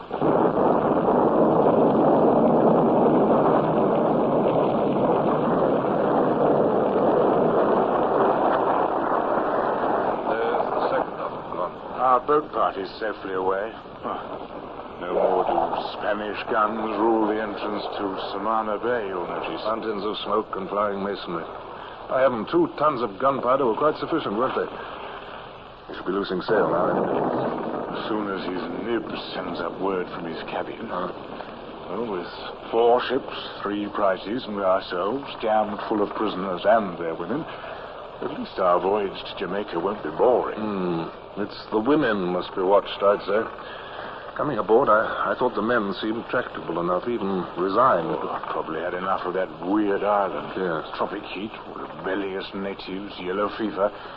Well, some of them have been stationed there in garrison for years. Yes, but they're sullen wives and daughters. If baleful looks could kill, they'd have withered every man of us. They don't mind showing they can hate, do they? Oh, well, separating them the way we have ought to take care of that. Only about 50 women and their children battened down in our midshipman's berth. And marine sentries always on guard, remember? Bayonets fixed and muskets loaded. Yeah. And all 400 of their men stowed on our lower gun deck. Every hatchway guarded by sentries. Prisoners aboard each of the 3 prizes, too, remember? Yes, but not as many. And we've got good men of our own aboard those prizes. Look, there goes Evans now in Captain Buckland's gig. He's boarding the one they call La Gaditana. Yes. You sound as if I still haven't convinced you. Well, I'll be convinced once we're safely in Kingston Harbor. And that's a full week away. We'll have to let them up, for exercise and air. Conditions down there are no better than doing a slave ship. Oh, I'll grant you that. Look here, Hornblower. Try being a bit more cheerful, will you? You're going to give me nightmares. Well, he isn't sending word this time. Our captain comes himself. Lieutenant Bush. Captain, it looks as if the damage ashore is complete enough, doesn't it, sir? Yes. We'll get underway just as soon as the shore boat's hoisted in, if you please. Aye, sir. All hands stand by to get underway. All hands stand by to get underway. Aye, sir. And hoist that shore boat line in our men, do you hear?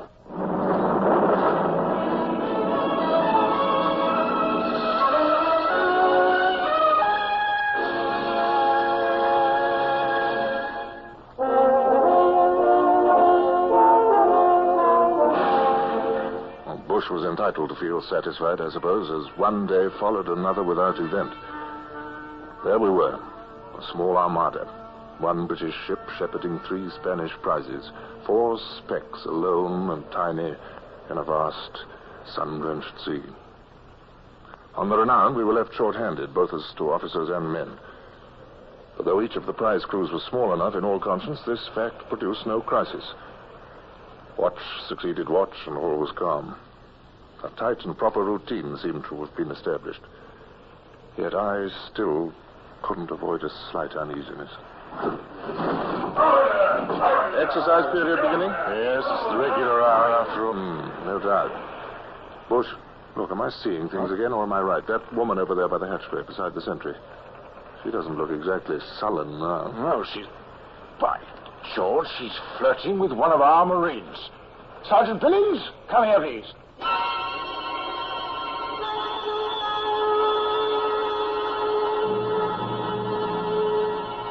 Sit down, gentlemen. Sit down. Thank you for coming. Oh, shut the door, please, Lieutenant Bush. Certainly, Captain. Tomorrow afternoon we should reach Kingston. I haven't tightened up too much on sailing orders during the voyage, so long as we could keep the 3 prize ships under surveillance. But now that we'll be entering a British harbor, some changes are called for, I think. Oh, changes, sir? Yes, Mr. Bush. Can't have those Spanish vessels straggling along in any fashion. Simply won't do. Must keep at least a trim formation. Understood, gentlemen? Yes, sir, of course. But may I respectfully suggest, sir, that in this instance, appearances aren't really as important No, Mr. Hornblower, you may not. And listen, if you please, to my instructions. Yes, sir. Midshipman Brown will replace Mr. Hornblower temporarily as second lieutenant of the Renown under Lieutenant Bush. Mr. Hornblower, this afternoon, well before nightfall, you will transfer to the first of the privateers, La Gaditana. Yes, sir. From there, in consultation with the other prize crews, you will please organize a more efficient disposition. Bring all 3 into port in an orderly manner. Sir, may I be permitted to point out that, we're already short-handed aboard Renown? I don't know why it is that certain officers feel called upon to offer me advice when I don't ask it. Very well, gentlemen. That will be all, I think, for the moment.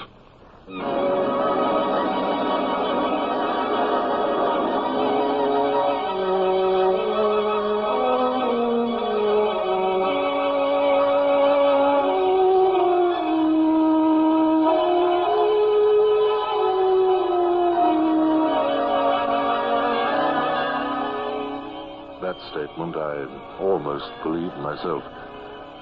Once aboard Gaditana, I set about hoisting signals to our other 2 prize crews, pursuing Buckland's instructions as best I could.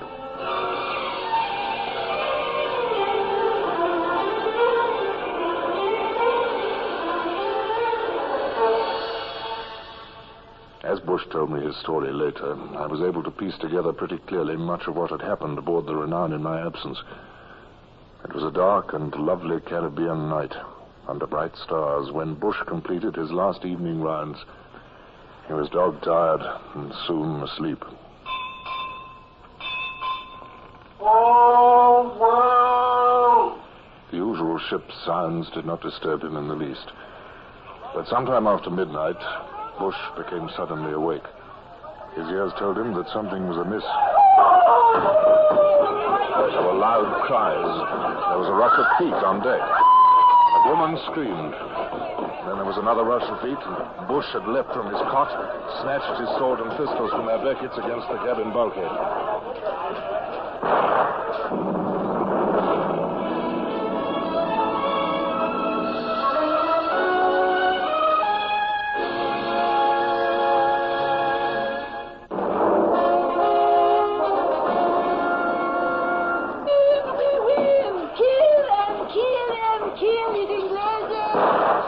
They were upon him in an instant.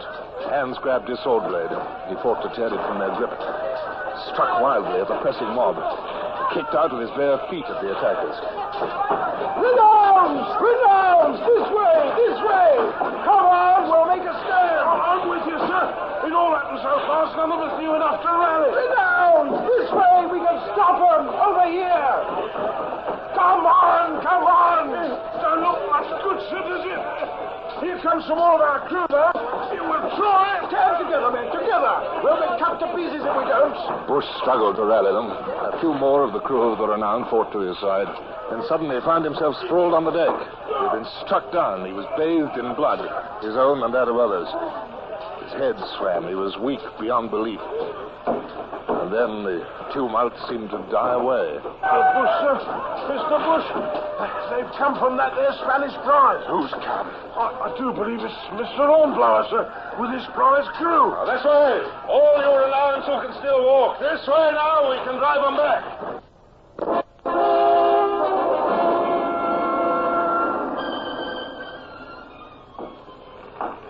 This here's Mr. Bush, sir.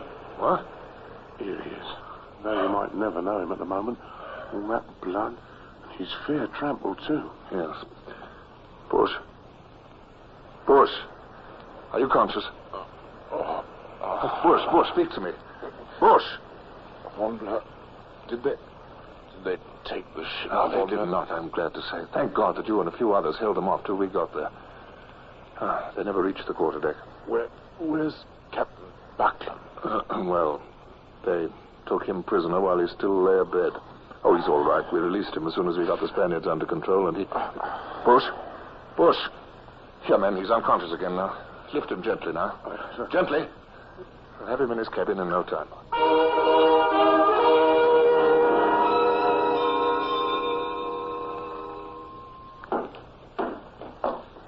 Hello, Bush.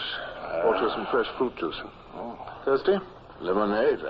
That's very thoughtful of you, Hornblower. You know, there's a very great deal I'd like to say to you in gratitude. Lemonade? What's lemonade? Bumboat from shore has already been alongside. Bought some lemons for you, that was all. I didn't mean lemonade, you know. Last night Though this is no time for you to talk. How are you feeling, anyhow? Movement not very easy, eh? I should think not. Clive tells me he had to close a lot of gashes in your body. 53 stitches, Hornblower. 53? I'm sewn up like a crazy quilt. Well, that'll mean some mending up in base hospital ashore. Not bad. I hear they feed you quite well up there.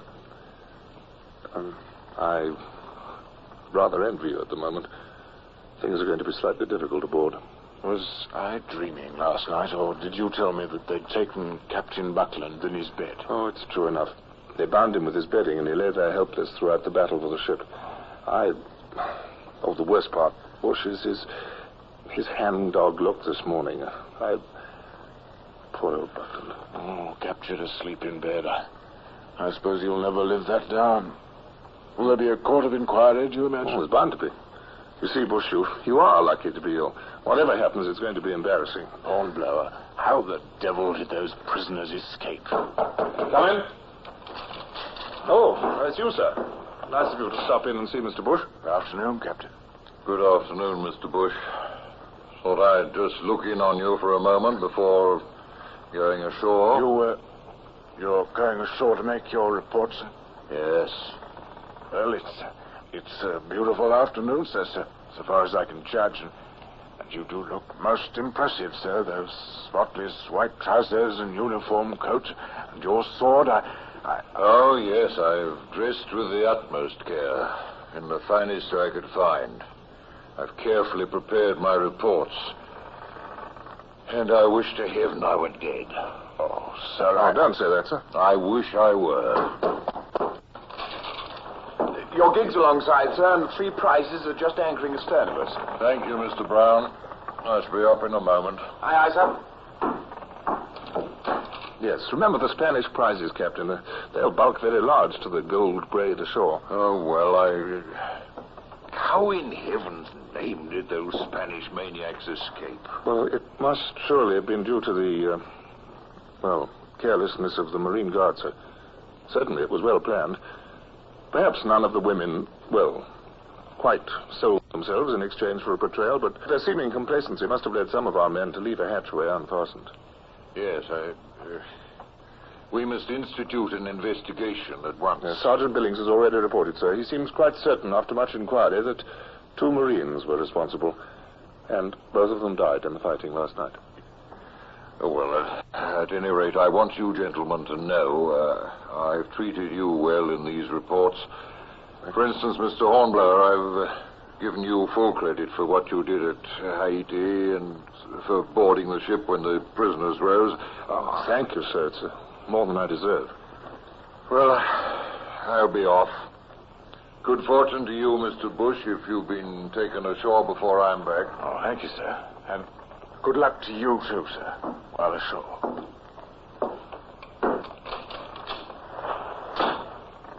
A man on his way to the gallows might look rather like that, don't you think, Bush?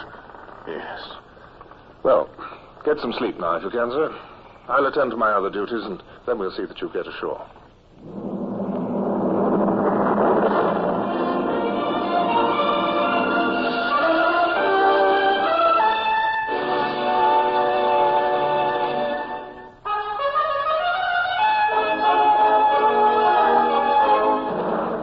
After we'd piped Captain Buckland off, there was much else to be seen to while we waited for the stretcher bearers from Kingston.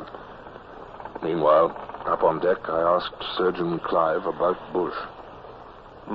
Yes, Mr. Hornblower, his condition is rather serious. Serious? Well, you didn't tell me that this morning. He's grown feverish, and with so many wounds, both large and small, I fear infection. Oh, well, he's not in such bad shape as those 3 seamen who stood with him. Don't worry. They've a really excellent naval hospital here, I'm informed. I do believe that's the hospital lighter now. Am I mistaken? I think you're not mistaken, Doctor. Dawson, stand by to receive those stretcher men from the boat coming alongside. There should be stretchers for 6 men in all. Be lively now.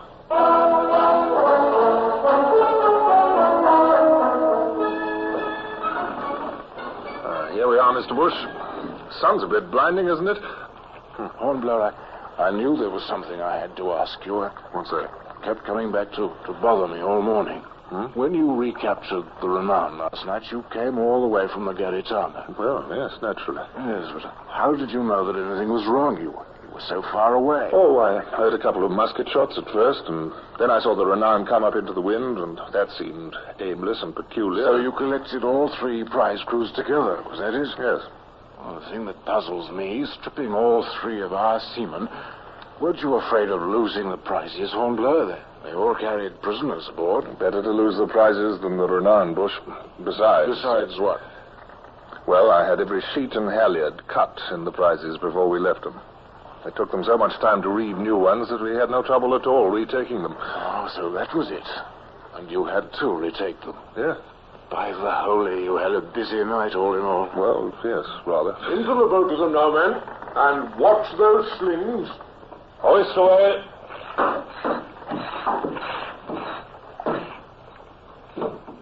Pause. Steady, Barman. Pull for shore. Goodbye, Hornblower. Good luck and carry on. Goodbye, Bush. We will be waiting for you here in the Renown.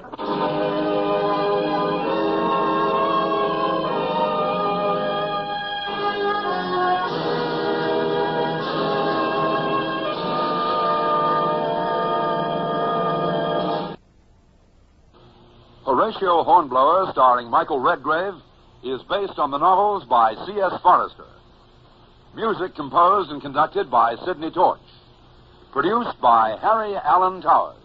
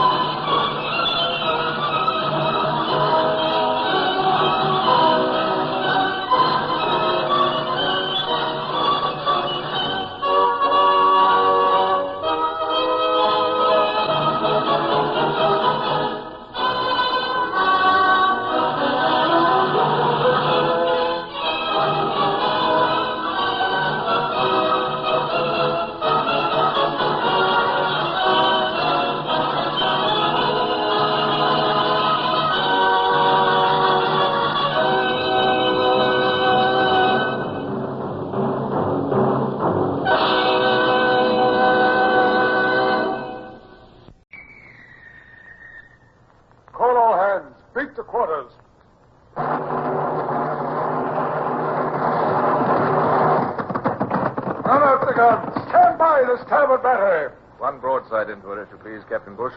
Pointers on target. Linstock's ready. Aye, aye, sir. Ready. Fire!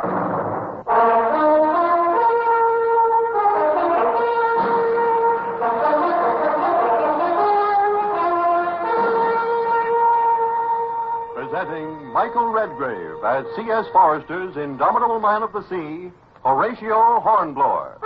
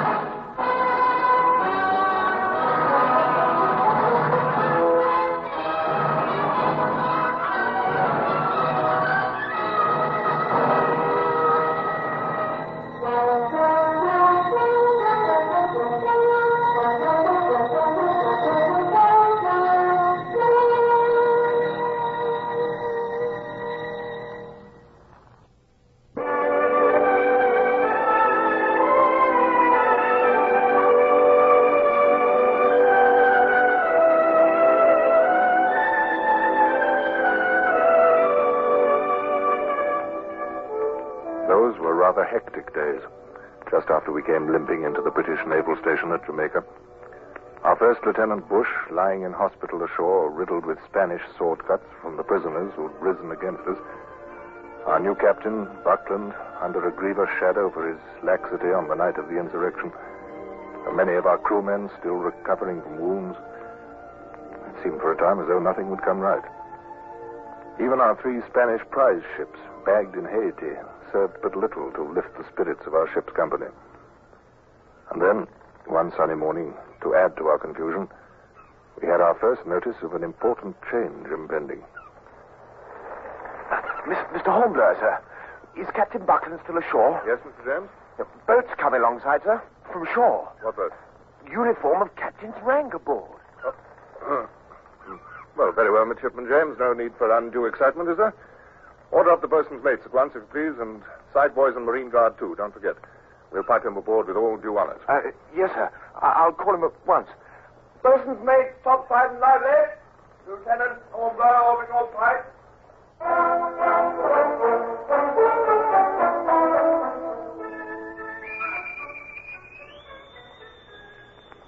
The shore boat fastened alongside, and sure enough, through the entry port emerged the captain, his gold lace flaming in the tropic sunshine. I touched my hat respectfully. You are at present the senior lieutenant on board this ship? Yes, sir. Lieutenant Horatio Hornblower, at your service, sir. My name is Cogshill. And here I have a paper I'm required to read to you. Orders from Sir Richard Lambert, Vice Admiral of the Blue, Knight of the Bath, commanding His Majesty's ships and vessels on the Jamaica station, to Captain James Edward Cogshill of His Majesty's ship Buckler. You are hereby requested and required to repair immediately on board His Majesty's ship Renown, now lying in Port Royal Bay, and to take command pro tempore of the aforesaid ship Renown. Well, Mr. Hornblower, now you know. Yes, sir. As you must be well aware, no orders I might give aboard this ship would be legal unless I had read aloud my authority. Yes, sir. So it goes in the King's Navy. So it goes. Yes. Well, welcome aboard, sir. We're only a little surprised, I suppose. But you see, sir, none of us had heard. Yes, yes, I understand. Well, sir, it's only that, well, Lieutenant Buckland had succeeded our deceased Captain Sawyer some weeks ago, and so he was now Captain Buckland, naturally. And Naturally. Well, would you have any idea, sir, what they might have in mind for him? Not an idea in the world, Lieutenant Hornblower. He may revert to his first lieutenancy here on the Renown, of course. I couldn't be sure. Yes, sir. Well, then there's Lieutenant Bush, who's lying in hospital ashore. Mr. Bush had succeeded him, Captain Buckland, you see, and I'm only temporarily replacing Bush. Yeah, well, you have been a bit disorganized, eh? Yes, sir. There's always confusion at times like these. We'll see. We'll see. Things will be straightened out, I'm sure. But I couldn't possibly guess, Hornblower, what Sir Richard might have in mind. No, sir. Yes, well, I do have one interesting piece of news, however. The Admiral is taking the first of your prize ships into the Royal Navy. Sir? What's her name? The Gaditana, sir? She's the largest one. The Gaditana, yes, that's it. Captured from the Spaniards at Samana, eh? Yes, sir. I was aboard of her, sir, when our prisoners revolted. Well, Sir Richard likes her looks, it seems. He's renaming her the Retribution. Retribution? So someone will have to be promoted to command her. Well, as I say, we'll see. Things will be straightened out in their own time. It's the Navy way.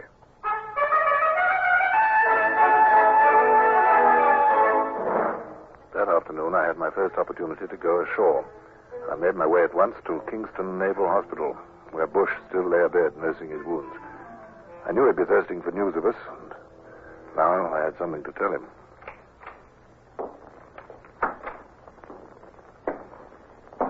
Hornblower. Bush? Oh, I say, it is good of you to come. I've tried to ever since we sent you ashore in that stretcher.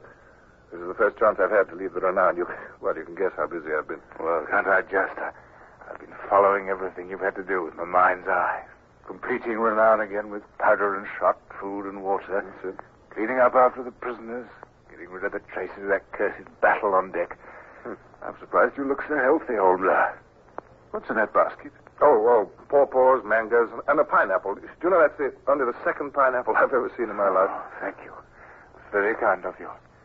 You know, I owe you thanks for much more than... Oh, Bush, I say, we've got a new captain. What? Cogshill, transferred from the Buckler. Came aboard this morning, read himself in with a flourish. No wonder. Promotion to a ship of the line from a 28-gun frigate. Well, quite a step. Oh, poor Buckland. I don't suppose he'll ever live down being taken by those prisoners asleep in his bed. Yes, I'm afraid he can't look for promotion.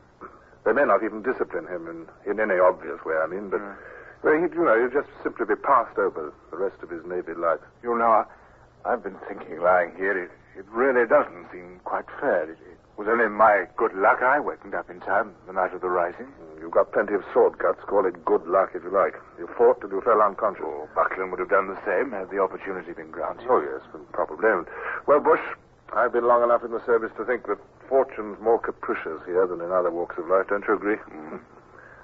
Oh, by the way, I've got another piece of news. Oh, good. I'm glad of any gossip in this place. Yes, our prize, the Gaditana, is being commissioned into the Navy. No, is she, by George? Yes, 18 guns, 6-pounders and 9s.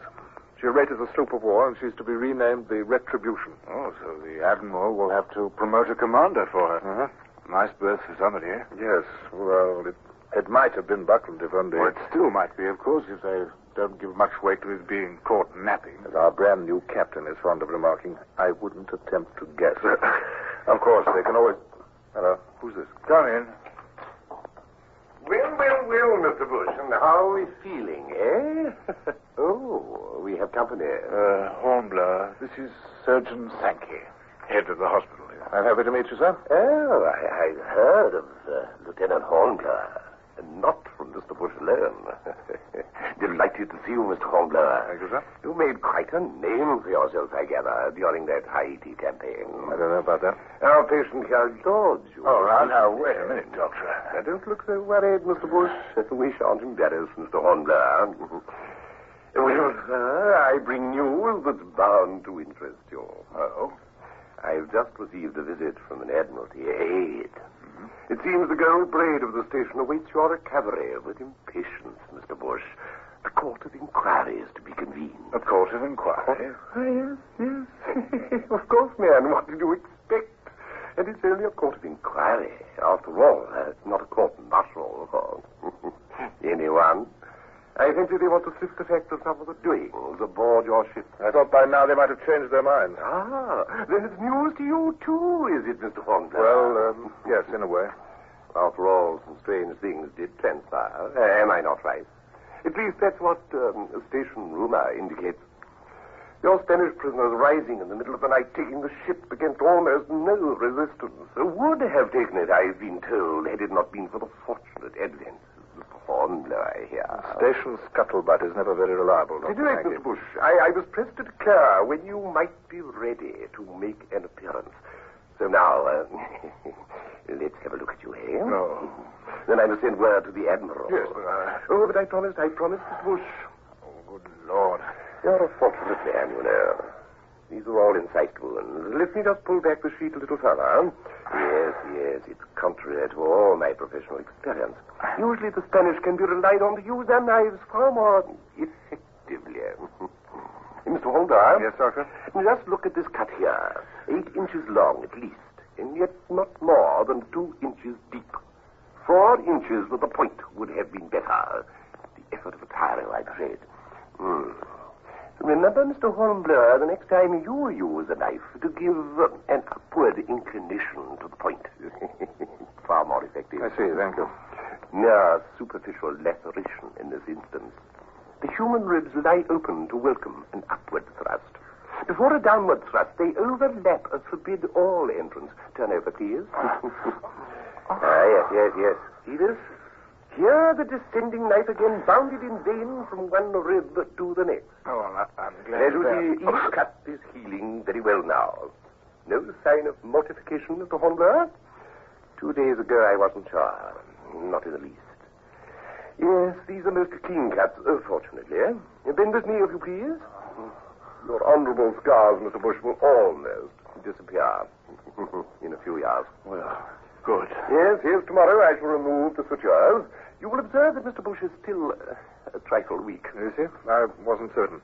He was entirely exsanguinated by his wound. Well, what does that mean? Well, drained of his blood, I mean, of course. Oh. But if the court of inquiry will but indulge him with a chair when he gives evidence. Oh, but I don't think I'll be ready for a while yet, Surgeon. Oh, nonsense. You're doing splendidly. In 3 days' time, you will be quite prepared to answer any questions, Mr. Bush. I'm very well, Shard. Let me see now. That will be Friday, will it not? Friday. After all, to assemble a court on the station is not easy when every ship is absent on necessary duty so much of the time. Very happy with the progress you're making, Mr. Bush. I shall inform the Admiral of it. Thank you. Thank you very much. Did I tell you the court will be convened aboard your own vessel, the Renown? Your new captain himself is named a member of the board. We'll see you get there, Mr. Bush. Well, now, continued progress to you, sir. See you tomorrow. Yes, indeed. Pleasure to meet you, Mr. Hornblower. Goodbye, Doctor. Oh, after all that, I do feel like a crazy quilt. One sewn by hand. Yes, Bush, I can see why. Court of inquiry, eh? Oh, I hope they might forget about it. Poor Buckland. Doomed to remain an aging first lieutenant, I'm afraid. If nothing worse. If nothing worse. Well, I must get back to the ship. I hope I haven't tired you out. Oh, of course you haven't. Only the magpie chatter of that old gossip Sankey. All right. It was good of you to come, Hornblower. That was nothing. Well, see you Friday, Bush, I take it. Yes, of course. Friday. We'll both be witnesses, I suppose. I'm going to do the best I can for old Buckland. We may have had our disagreements, he and I, but, well, I'll see you Friday, Bush. Good luck.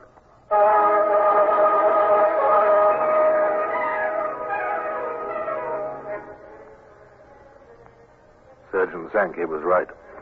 Lieutenant Bush, though still a bit weak, was able to be about by Friday and to hobble aboard our ship, together with an impressive array of other officers, all captains, named by the Admiral to make up the board. A court of inquiry, I found, was not so awe-inspiring as a court-martial, yet it seemed formidable enough.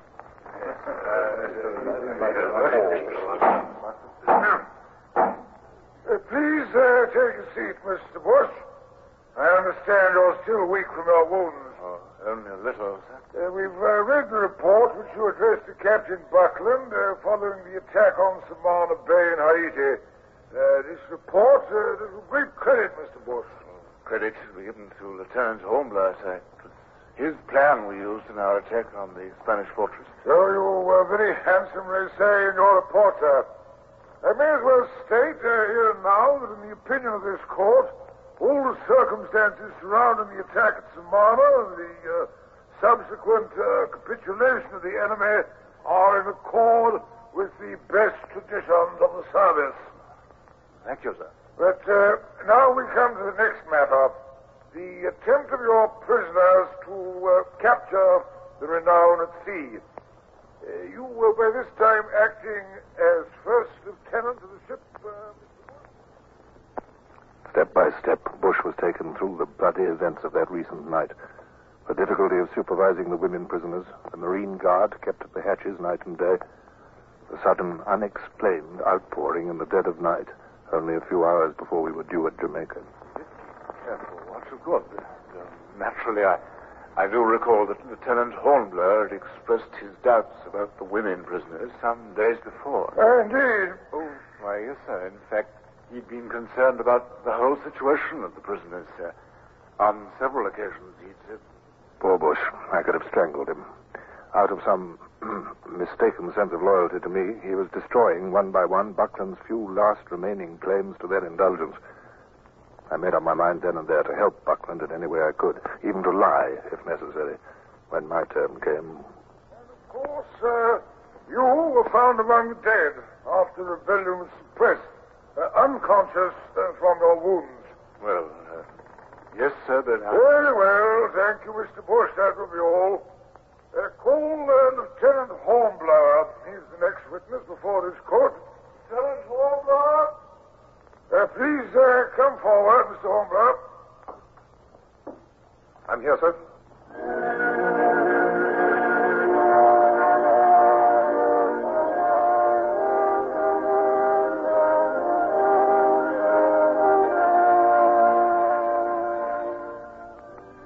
Buckland had already testified.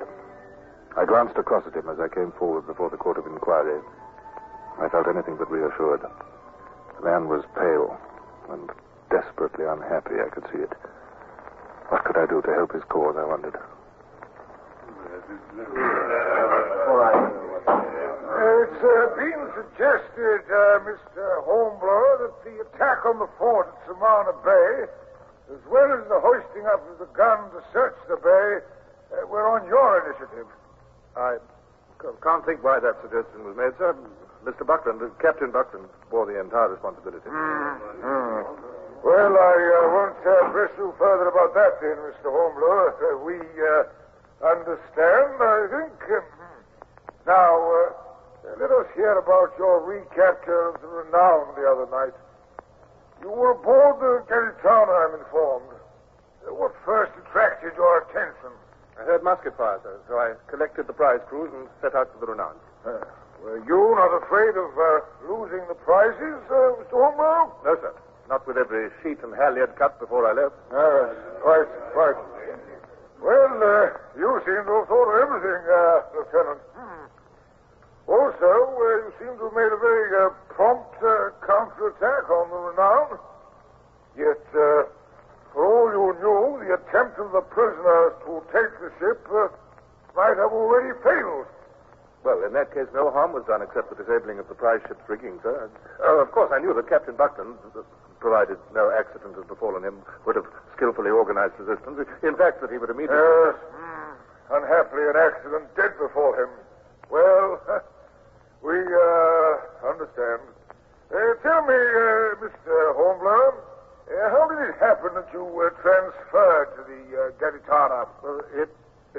It seemed feasible, sir, to organize a better disposition of the prize ships. We were only a day away from Jamaica by then. I see.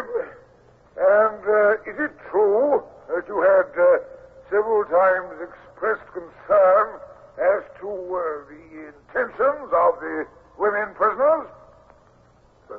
No more concern than was felt, I'm sure, by Captain Buckland. Well, thank you, Mr. Hornblower. Thank you. That will be all. The inquiry was over. The court's official findings placed no blame, recommending only that strict inquiry should still be made among the Spanish prisoners in an effort to discover who had led them in the revolt. And it was clear in every tone of voice and in every face that Buckland was to be made to suffer unofficially. It isn't fair, I tell you, Bush. It isn't fair. Not so loud, my friend. All those captains are still aboard. I don't care. They didn't dare to say to his face that they found him guilty, but still they want him to pay. That's obvious in every word they said. God, if I were Buckland, I would... Oh, speak lower, will you? A court's a court. Getting yourself in trouble isn't going to help Buckland one bit. But did you see his face, Bush, when they walked past him? Walked past him without so much as a glance. He's utterly miserable. Yes, but you did everything you could. I noticed that. All right. Buckland's hopes are at an end.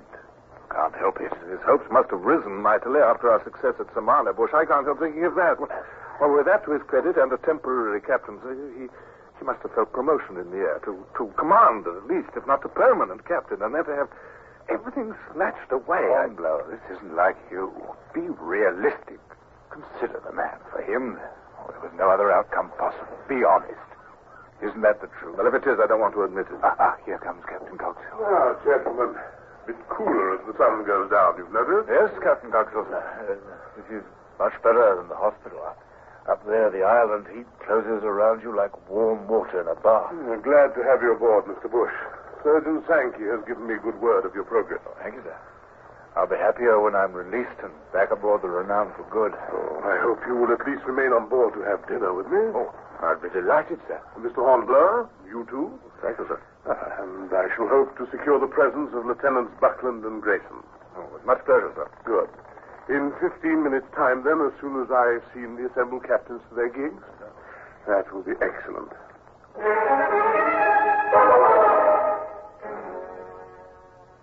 Our new captain was a courtly host. There were flowers in the great cabin now. The food was excellent. Seated next to the silent Buckland, I grasped at trivialities to keep the conversation going, and I was grateful for Captain Cogshill's loquacious appreciation of his own table.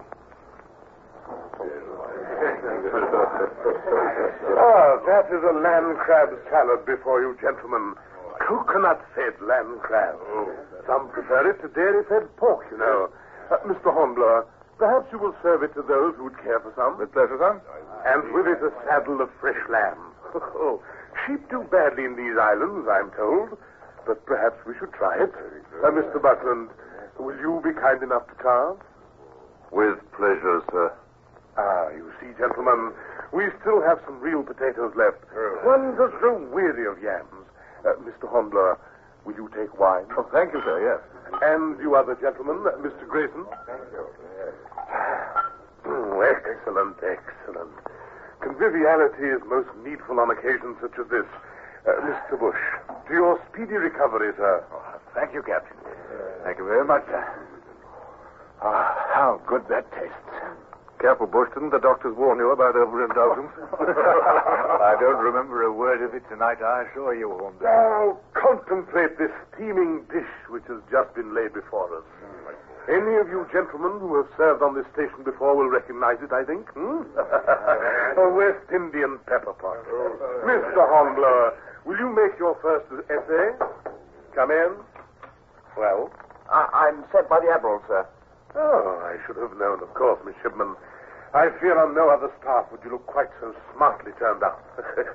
What's the message? The Admiral's compliment, sir, and he'd like Mr. Hornblower's presence on board the flagship as soon as it is convenient. Flagship, eh? Oh, and dinner not halfway finished. Oh, this is too bad. I'd better go, sir, if I may. May I have a boat, sir? Pardon me, sir. The Admiral said the boat which brought me should convey to the flagship. Well, that settles it. We'll save some of this pepper pot for you against your return. We'll have the brandy out by that time, too, eh? Yes, but you'd better go, Mr. Hornblower. Thank you, sir. Now, what in the world do you suppose the Admiral can want with Hornblower, eh? I was gone nearly an hour. When I returned, I saw at once that the wine had been passed very generously, followed by Dutch and Swedish liqueurs, together with brandy smuggled from France. Bush sat in a thoroughly happy glow, and there was a strained look on Buckland's white face as he peered at me in the doorway. Well,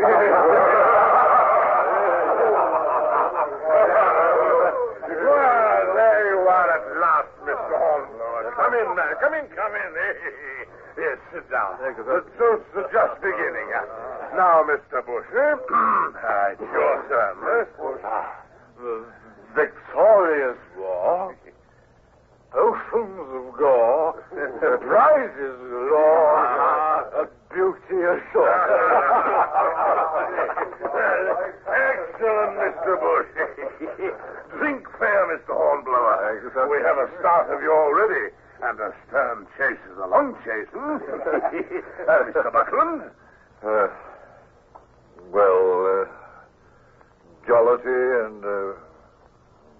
jollity and mirth, sir. Jollity, mirth, Well done. You come back from the Admiral, Mr. Hornblower. Yes, sir. And, is all well? I think so, sir. He's made me commander of the Retribution, sir. Oh, my God! Bless my soul!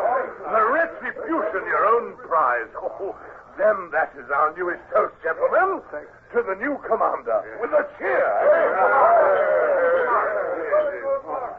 Oh, I'm so glad, Hornblower.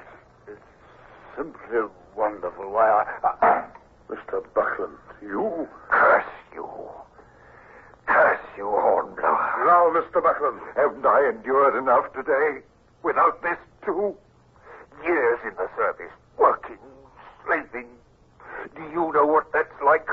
You with your easy successes, Mr. Buckland, I must command you to be silent.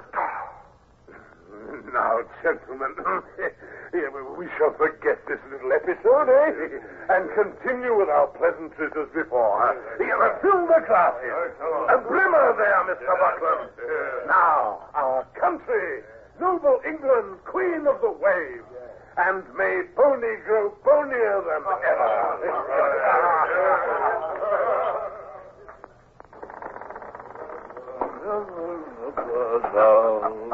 Come along, Bush, old boy.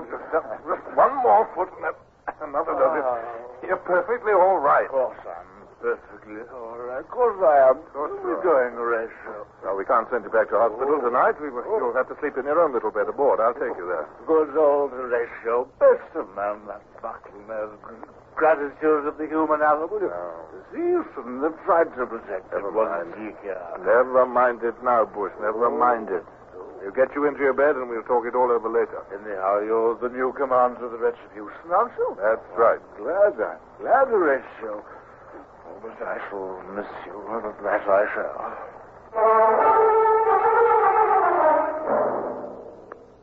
And that was how I came to leave the old Renown. With certain regrets, but with high hopes for my new promotion. For days, I was frantically making the prize ship ready for sea under her new colors, organizing the scratch crew who were drafted into her.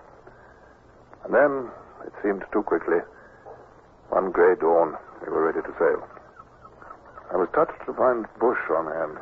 He'd followed Captain Cogsfield's gig and had come across to where my ship lay. Bush, is it really you? It's still so dark I can hardly see you. Oh, it's me all right, sir. That is, it's I. Oh, good to see you. Oh, I'd have been over before, but as you know, we're just back from a practice cruise in the Renown. Yeah, I know. Lambert couldn't have made a better choice. Oh, I've already told you that, haven't I? But with you as commander, all seems right. After all, a fighting navy needs to fight and needs fighting men to lead it when she does. With the bound, sir. Seems funny calling you sir for a change. Well, we're bound for England. No. Oh, I'll be back again. A convoy to the Downs, dispatches for the commissioners, pick up the replies, and convoy out again. You'll get your commission confirmed, sir, while you're there. I hope so. That is, if they don't make peace with Bonaparte. Peace? Not very likely. Matter of fact, you may run into the French on your way across the Atlantic. Yes, so I may. A little lighter now. I must be getting back. You'll sail with the land breeze, I suppose. Steal out around the point and then we're gone. Have I told you I admire the way that new epaulette sits your shoulder? Oh, thanks. Well, I'll miss you, Bush. Quite a night we had together here in Kingston when the prize money from Samana was paid out. Less said about that, the better now, possibly. At least it didn't send you back to hospital. Are you ready to up anchor, may I ask, sir? Yes, up anchor, Coxswain. I'll be on the quarterdeck in just a moment. Well, good luck, sir. Good luck, Bush. Till we meet again. This life in the service means many partings. I'm proud to have known you. Don't forget that, will you? I'll just see you down to the entry port. No, Bush, I shan't forget. The same goes for me. Here, shake hands. Goodbye. And happy sailings wherever they take you. Goodbye, Bush. Horatio Hornblower, starring Michael Redgrave, is based on the novels by C.S. Forrester. Music composed and conducted by Sidney Torch. Produced by Harry Allen Towers.